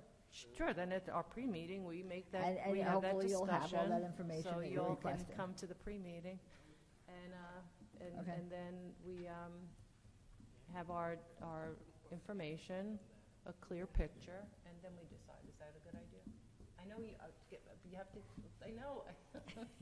We get this I know. right before the meeting. I know, but, okay. Realize That's absurd. too, he's still not here, so. I think just to give out like quick and dirty numbers, all you have to do is take, if you want to anticipate, be conservative and say you're going to anticipate a 20% bump from the kiosks. But we have the real number here. It's 1,887,180. Take 20% of that, it's 377,436. So it's 20%? You know for sure it's 20%? That's 20% of that number. No, but you know the increase is 20%, you know that? I'm just saying conservatively, I don't know, maybe it's 15, maybe it's 40, maybe it's 500. We're sitting here, I don't know, but we're sitting here it seems like- extrapolating on right, stuff but that's it seems like that number's been thrown out. It seems like, I guess, Hoboken experienced that. 45% was thrown out here in the spreadsheet that we received. So is it 20 or is it 45? But What's just, the number? just think it's remember gonna be this, 20, though. Just 45, remember this, though. I'm just saying. Let's to just say help you do think it your through. differential. Let's just say you do your differential, and you need to make up this money on a certain percentage of usage. Now you have a differential, and you drive. Remember, we had this conversation. you drive, that differential is enough to drive more people to the lots than you anticipate. So more people are paying at the 75 or the dollar.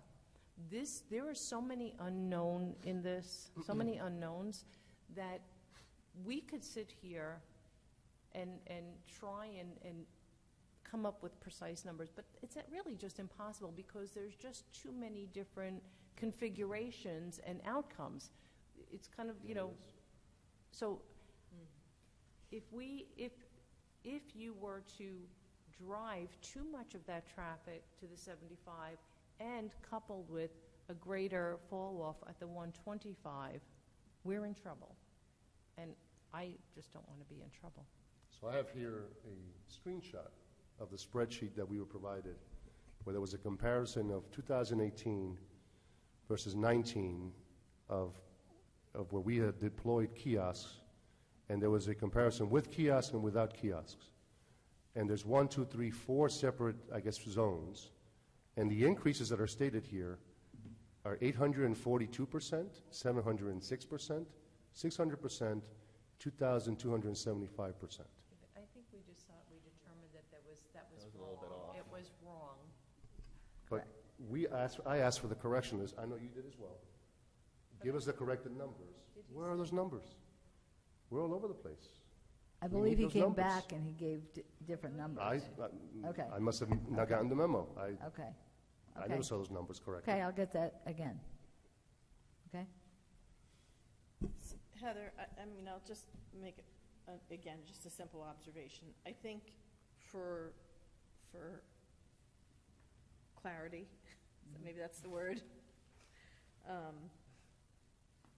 if we could rework, just so that because I didn't see the Park Mobile, and now that I'm looking at the Park Mobile, I'm just using my own numbers and thinking that number is light, just on my own usage. So, maybe we could just do maybe an outline of what we want to see in the spreadsheet to have a better, you know what I mean? Because, again, it's 3 pages, and each spreadsheet is different, so just for continuity and clarity for us, it might be better for us to maybe just give a grid of what we need to see with the scenarios and the projections. Okay, so what do you want to see? So, and everybody can put their own, so I think we should put in what's allowable by the state, but I think we should also put in the projection with the 20%, just so we can see it, and kind of go line by line. I think that would help us, because remember, he's putting in what's allowed by the state, but we're still getting that revenue. I think that's the piece that we all keep forgetting. That revenue is coming in. It just may not be shown in the budget. No, I know, but I just want to remind you that the kiosks went in when the 75 cents was already established. The increase was already established, so we didn't see that right, at but that the point. kiosk isn't going to be the be-all, end-all. Right. No, I agree. And so because, again, we rely on other forms of revenue as well, including parking enforcement. I think that would be helpful to do what we need based on the debt service, allowable by the state,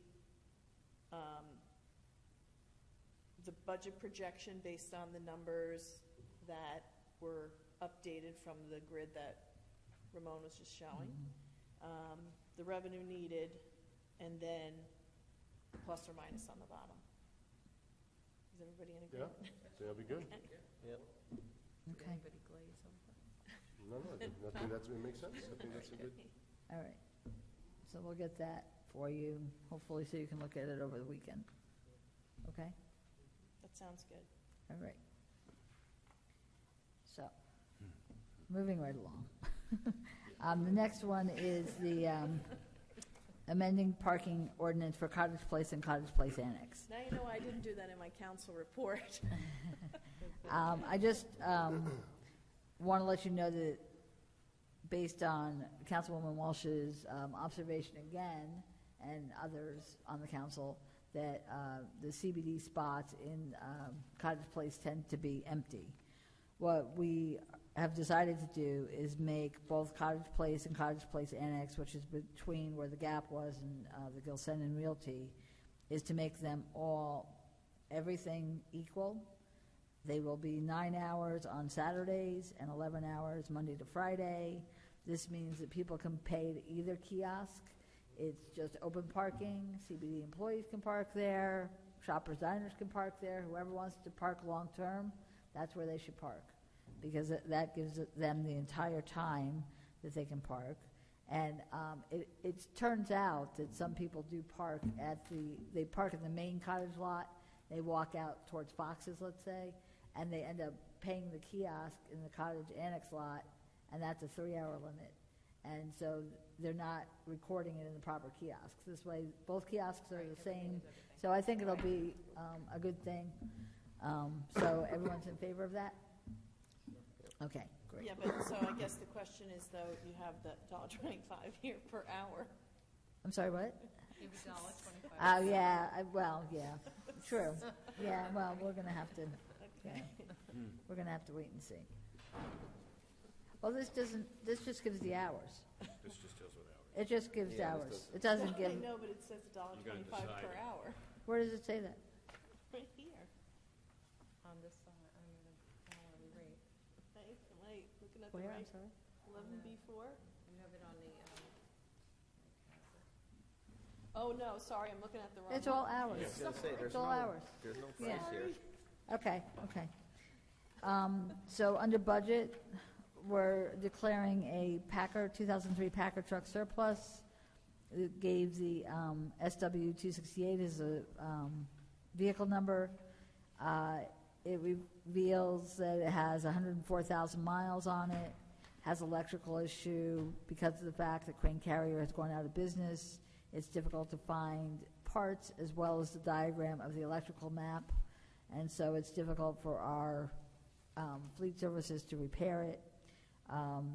The issue is because of the electrical system failing, the emergency brake automatically gets engaged and it causes the truck to come to an abrupt stop. There was a minor injury to the driver at one time because of that. Therefore, it was declared unsafe and taken off the road. So the determination is to create this as a surplus vehicle, declare it surplus, use it for spare parts for the other 2003 Crane Carriers. The next item is a 2020 concession refreshment service. This is for Graydon Pool Water's Edge Cafe. This is the second year of a 2-year contract, and so it pays the village $9,500 for the season, which is the same as 2019. The next one is awarding contract for school bus transportation. This is for Parks and Recreation.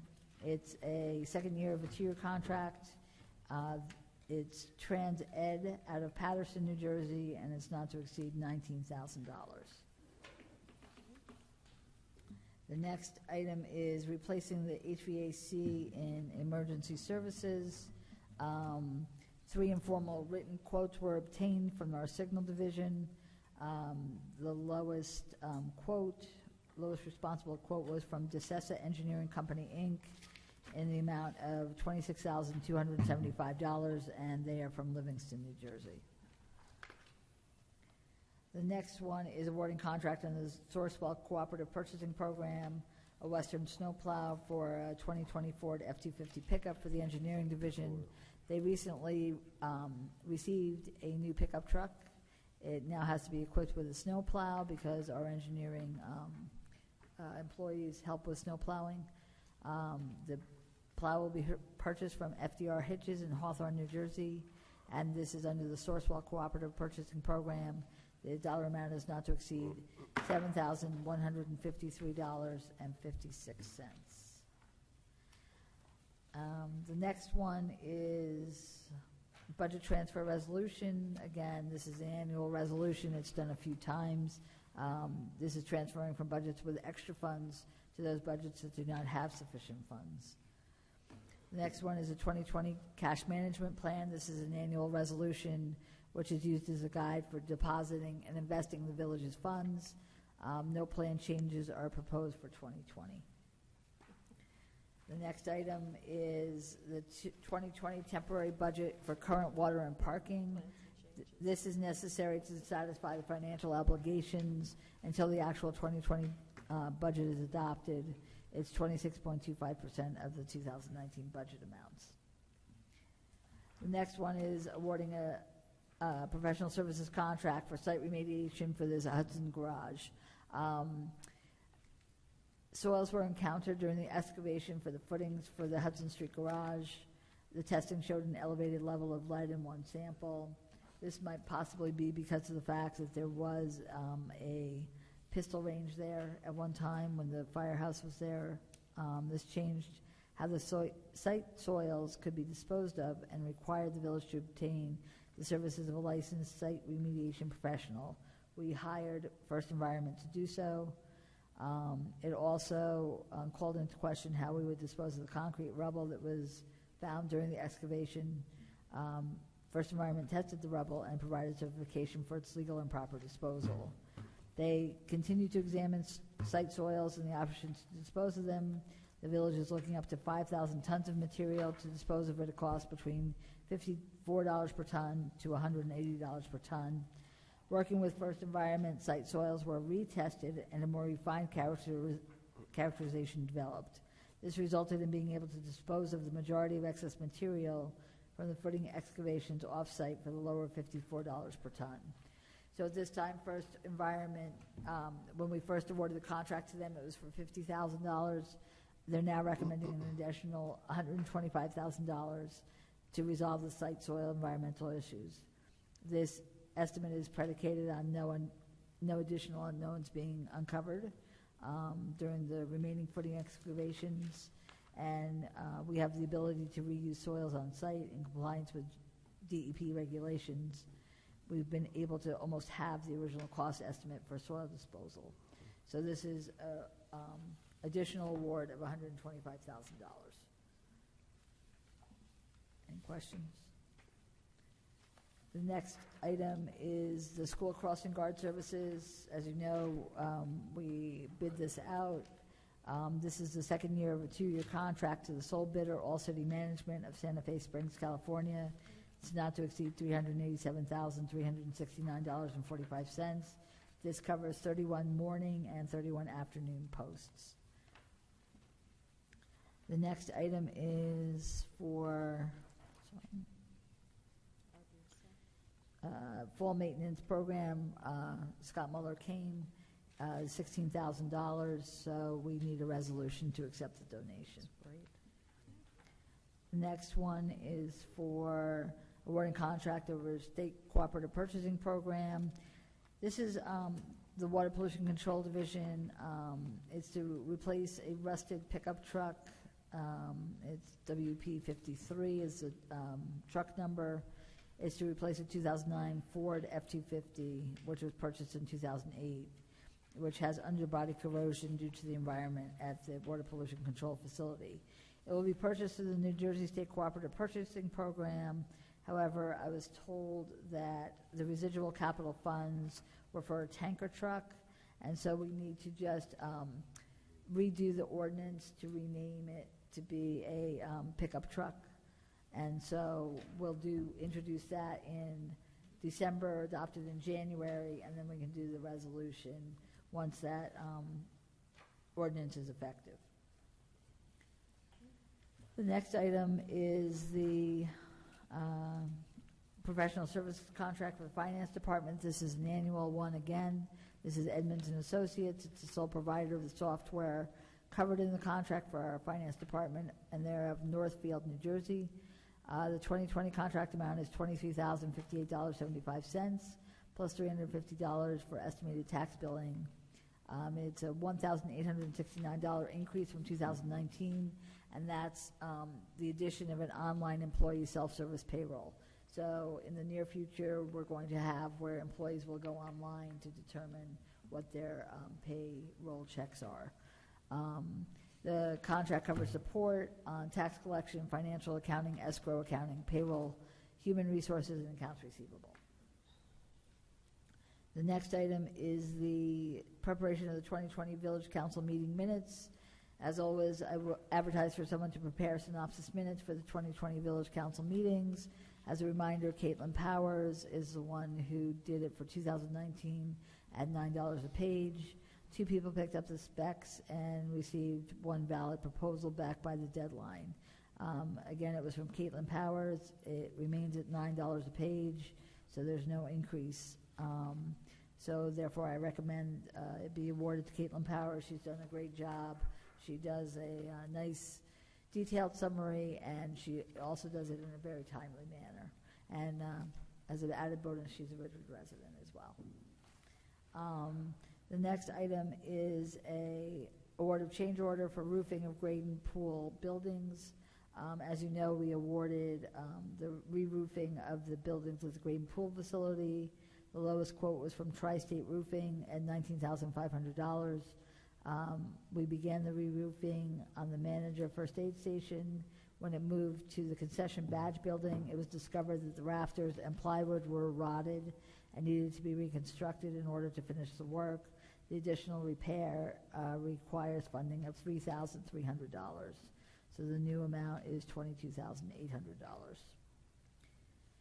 The next item is for the landfill disposal of solid waste. This is for the dumping fees.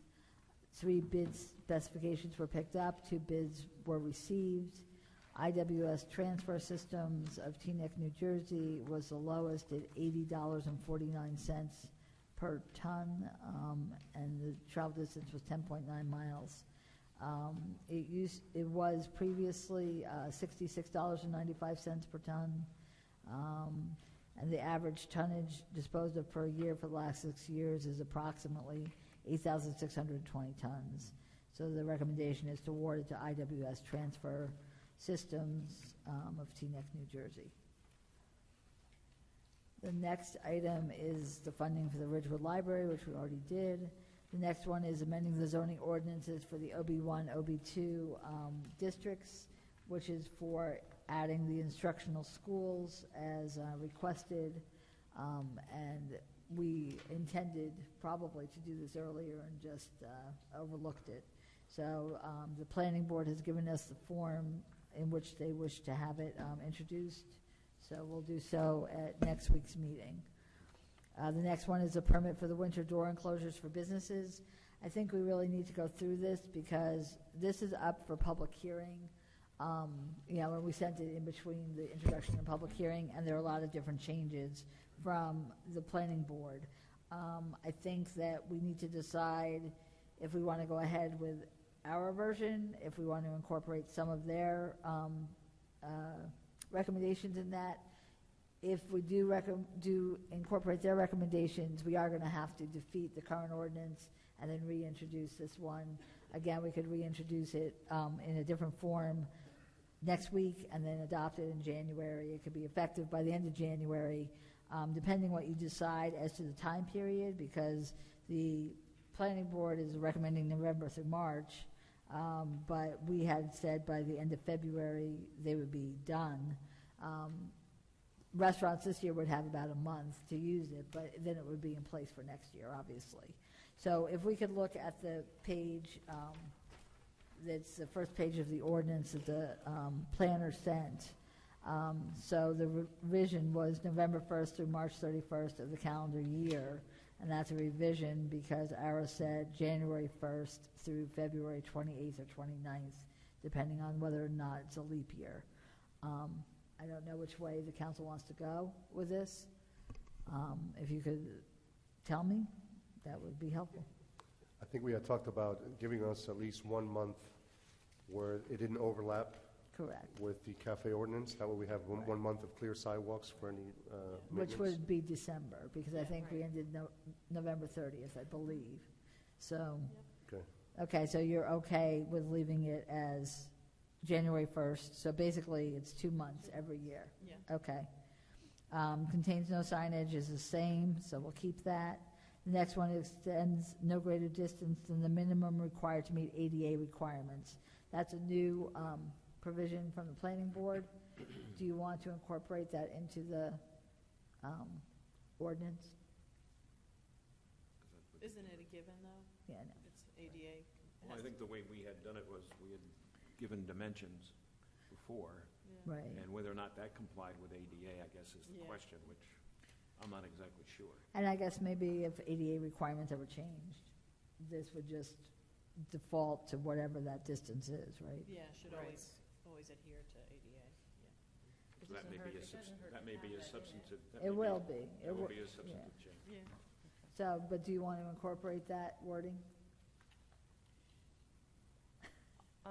Yes. Yes, okay. I think it should be. Okay, So we don't okay. have any, Okay. It doesn't hurt to have it in there. yeah, Yes. it doesn't hurt to have it. Okay, the next one is a minimum of 52-inch unobstructed sidewalk shall be maintained in front of the enclosure. I think we have that also for the Yep. outdoor cafe, so we Mhm. should incorporate that as well. Indemnification as per section 156-75 of the village code, and liability insurance also as per section 156-76. It's probably good that we do have that, because this way, we're not liable if there were some kind of tripping or, Right. whatever, or it blew away. I would hope not. Again, the anchoring methods are approved by the village engineer. That's new. Yes, you'd like to incorporate that? Yes. Okay, the next one is actually not new. It was there. It says the doors open to the side, so we're going to keep that in because that was true of both of them. And then all the others are the same as what we had in our ordinance. So, Does anyone else think 32 square feet Yeah, is no, that's big? correct. I don't know if it's me. Wait, do you think 32 square feet sounds big? It's 4 by 8. When you think of a wheelchair, you need at least that. Right, okay, Yeah. 32, it's fine, okay. Yeah, 4 by 8. Okay. okay. So what we'll do is we'll defeat the current ordinance on public hearing. We'll hold the public hearing because it's been, advertised. We'll introduce this one, and then again, we could put it on the, bless you, we could put it on the special public meeting on January 8th to adopt. And if they wish, they could use it for a month. So, okay, thank you. The next one is resolution calling for a study commission to review the Open Public Records Act. This is actually recommended by the League of Municipalities. It has specific information about Ridgewood's Oprah requests and costs for the past 3 years. Basically what this does is calls for a study commission to be formed to review the Open Public Records Act and perform a comprehensive reform of the Oprah. Oprah was, created before a lot of email existed, before social media existed, before a lot of different things. And it really is, an old law and hasn't been updated. It also is a situation where we're more than willing to provide public records to individuals, but it's become a lucrative business for some, such as we do phase 1 environmental investigations, gathering the information for them, for engineering firms, and we can only charge them 5 cents a page if it's 8.5 by 11, 7 cents per page if it's legal sized, or if they ask for it to be sent electronically, we collect no money whatsoever. And I'm sure they're charging their clients money to do this phase 1 investigation. Same thing with commercial entities, such as we want all your dog license holders, and then they want to sell them, doggy daycare or something. It's being used for other uses than what it was intended. And so I certainly believe that it's time for it to be looked at comprehensively. Unfortunately, Senator Weinberg's bill, which has been in the, legislative circle for a very long time, for several years, does not address all of the issues. And so the League believes, and I can tell you the Municipal Clerks Association of New Jersey believes, that the best way to address these and resolve what isn't addressed in the current Oprah legislation is to form a study commission to review it.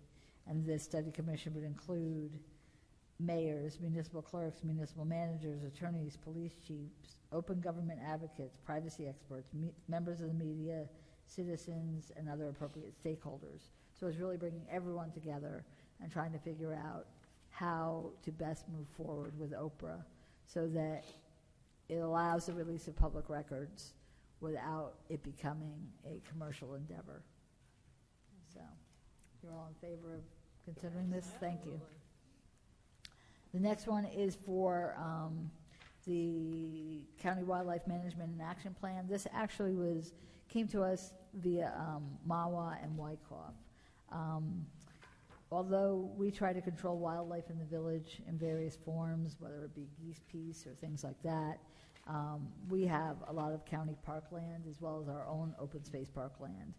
But this urges Bergen and Passaic counties to prepare a wildlife management and action plan to provide for conservation of wildlife and control of populations of deer, which in many cases have denuded wooded areas and obviously caused accidents with cars, as well as coyotes, who, as you may recall, I think in the early fall, there was a woman attacked by a coyote.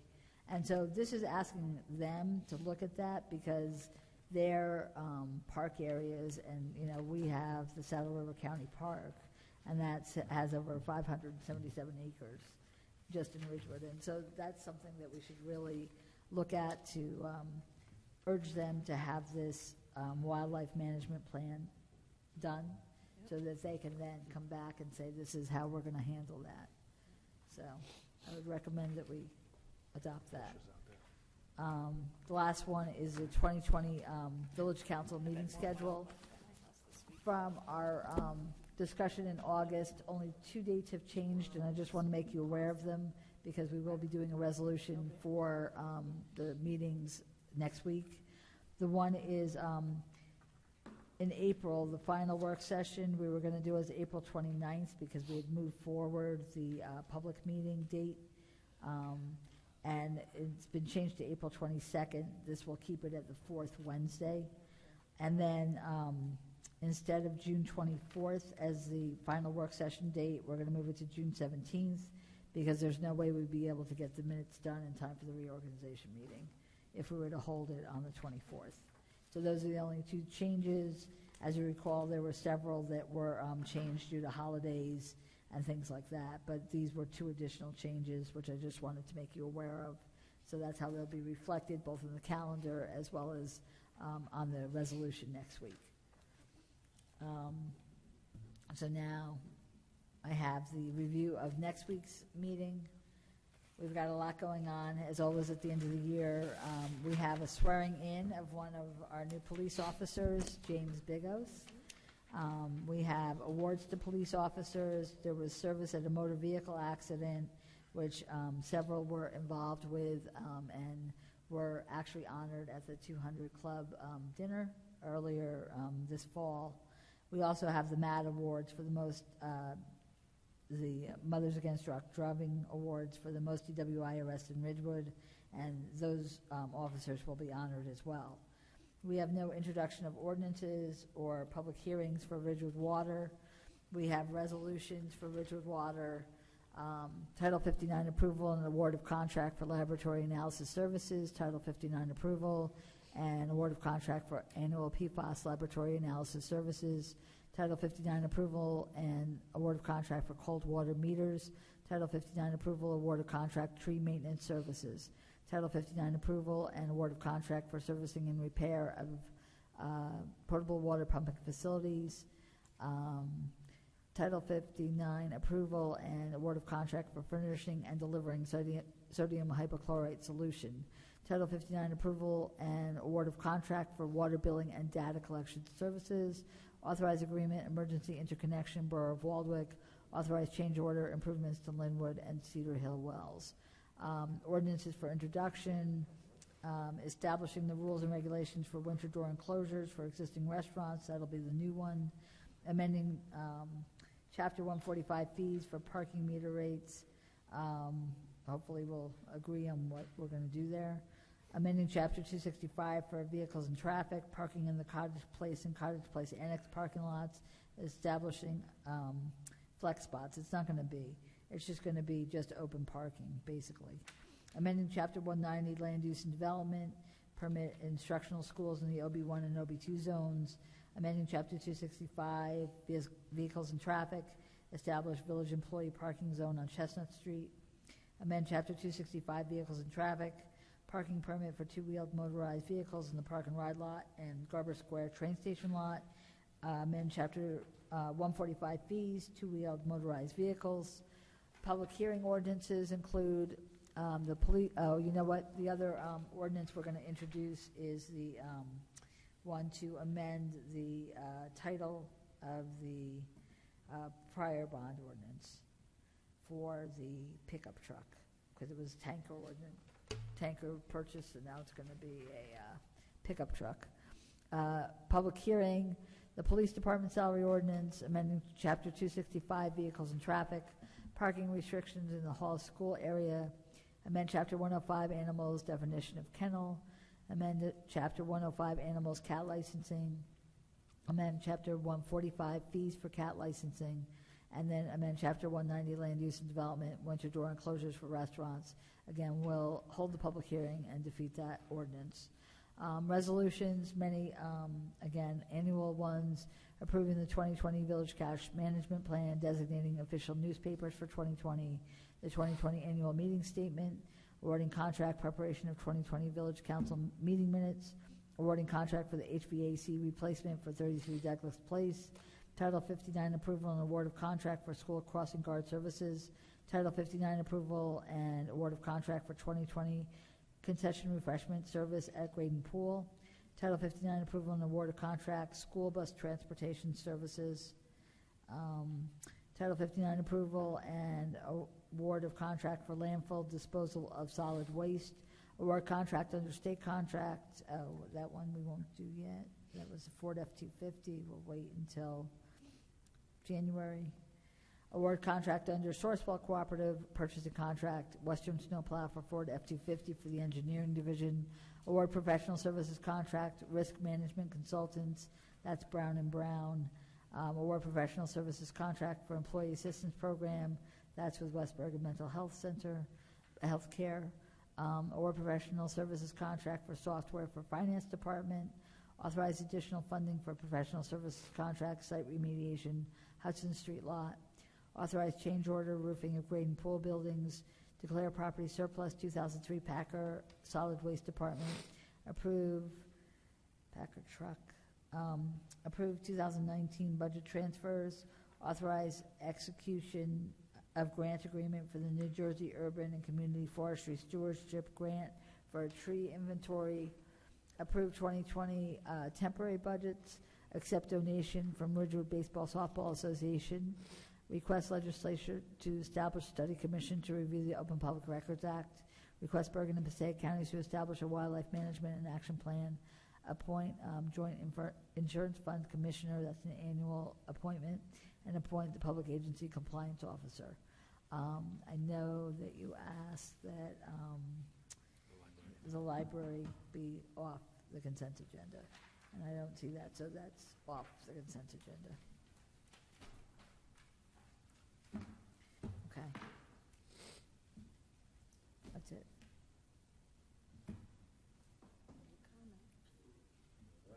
Wait, I just have a question.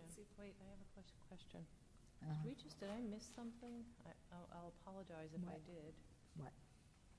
On the resolutions, the last two? Right, those are annual resolutions. The joint, I know, but usually we see those, right? So just, the joint insurance fund commissioner is usually the village manager. right. If one of you wish to do it instead, you're welcome to do so. And the public agency compliance officer has always been the I'm village sorry, manager. one more, I didn't hear that. The public agency compliance officer is also the village manager. It's an annual resolution that's done. No, I know it is, I just didn't, I thought maybe Okay. I missed a discussion that's, We usually don't discuss it because it's an annual. okay. I mean, We you know, probably could, we could. okay. But I think you should be the commissioner. Okay. Be the commissioner if you want. Fine. And Paco. Okay. All right, sorry about that. Problem? Go back to public comments, not to exceed 5 minutes per person.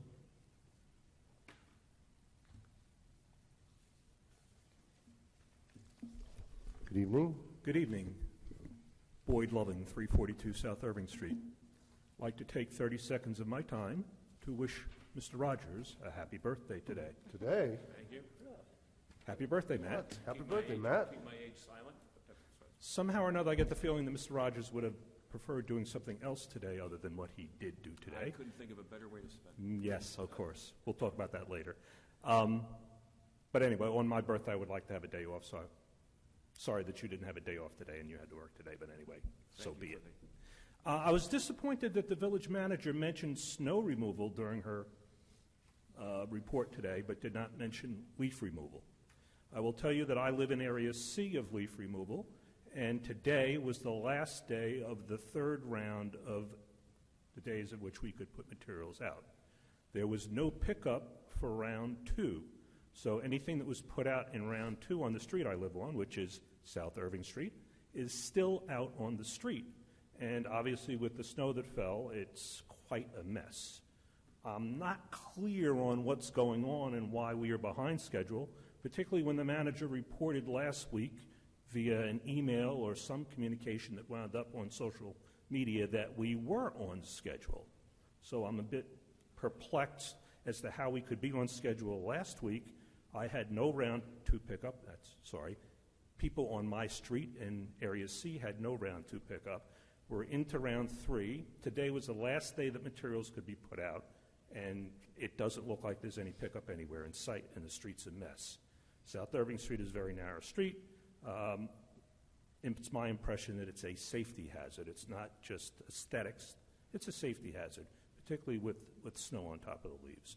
So I'm not sure what's going on. Somebody pointed out it's the same process every year. How come we can't get it straight? Now, my understanding is the one-armed bandit is out of service again. That is the articulated one-man machine. I've spoken to Mr. Rogers about it, sent him a note. He says that we are on the case of the manufacturer to try to get some money back. If I recall correctly, we purchased that machine 3-4 years ago. It has never worked right. The taxpayers spent over $250,000 on the machine. It's never worked. Perplexes. I just don't know. If I were running a business and I spent that much money on a piece of equipment and it never worked, I'd be right up somebody's butt every day of the week until I got my money back. So I'm a little bit perplexed by this whole process of leaf collection, why it's the same process every year, but we can't seem to get it straight. Snowstorms happening, leaves are still on the ground. It bothers me. So anyway. My other comment is that I understand there's a change order that's going for the grade and pool roofing. The low bidder was $19,000, but just added another $3,000 to the job. What was the price that the next bidder up gave? Was it somewhere between 19 and 22, or was it way over 22? I hate it when people come in and give you a low bid, and then all of a sudden, whoops, there's something that we didn't know we were going to encounter, and bam, the taxpayers are hit with a change order. We've really got to get that process under control, that we don't accept low bids and then wind up issuing a change order that exceeds the amount of what the next bid was. Don't know what the case is in this particular instance, but I also see that we awarded a change order for site remediation at the garage. I understood that there was a guaranteed price for that garage. Are we getting ready to exceed that guarantee with all these change orders that are going to be happening with site remediation and hiring a consultant for this and hiring a consultant for that? Change order is a dirty word, in my opinion. And that's it for this evening. Again, happy birthday, Mr. Rogers, and thank you. Have a better day tomorrow. Thank you. So just real quick, do we have Area C also? And as Mr. Loving, we also didn't have second and third pickup? Yeah, what I wanted to say is that at the time, I was told we were on schedule. We were not on schedule as much as they indicated, and that's the truth. And so what I want to just say is that we will have a revised schedule on the website. It's being worked on right now, so we know where we're going to be and when. It may very well be that your second pickup wasn't done, and I'm sure you're telling the truth, so I apologize that you haven't even got your second pickup, and now your third pickup is now. It's over. So hopefully all your leaves are out. If they're not, you'll have a couple days to get them out probably before they get to you. So I just want to, Time's up. apologize for any confusion that caused, but we will have an updated schedule on the website. We have some new people over in the streets department, and so we're still working out some of that. But in any case, the leaves will be picked up. Again, if we could predict when the leaves fell, it would make it a lot easier. Unfortunately, no matter how hard we try, we can't do that. And so, although it seems logical and seems simple, it's not as simple as it seems. So, and the other thing is, I actually meant to ask about the roof at Graydon, and I know that according to the documents, it said that the rafters were rotted, and so they had to replace those rafters. Right. But And- maybe we should get a copy, because I think it's like kind of the same thing as the other change order, is was there a low bidder, and did somebody else account for that, and now we're at the same amount, so It was it indicates it was under the shingles, so I'm not sure if anyone would have known that, but yeah, I can no, certainly agree. find It out. appeared that it was hidden in that Correct. narrative, But I can find out what the next lowest bid was, or the next lowest quote. Great, good. Happy birthday, Matt Rogers. Yeah, happy birthday. Do we have to sing? No, please. Have a motion to close? So moved. Second? Aye. Thank you. All in favor? Aye. Anyone opposed? Thank you. Your birthday gift is that there's no closed session. That's the birthday gift. That is a gift. I agree.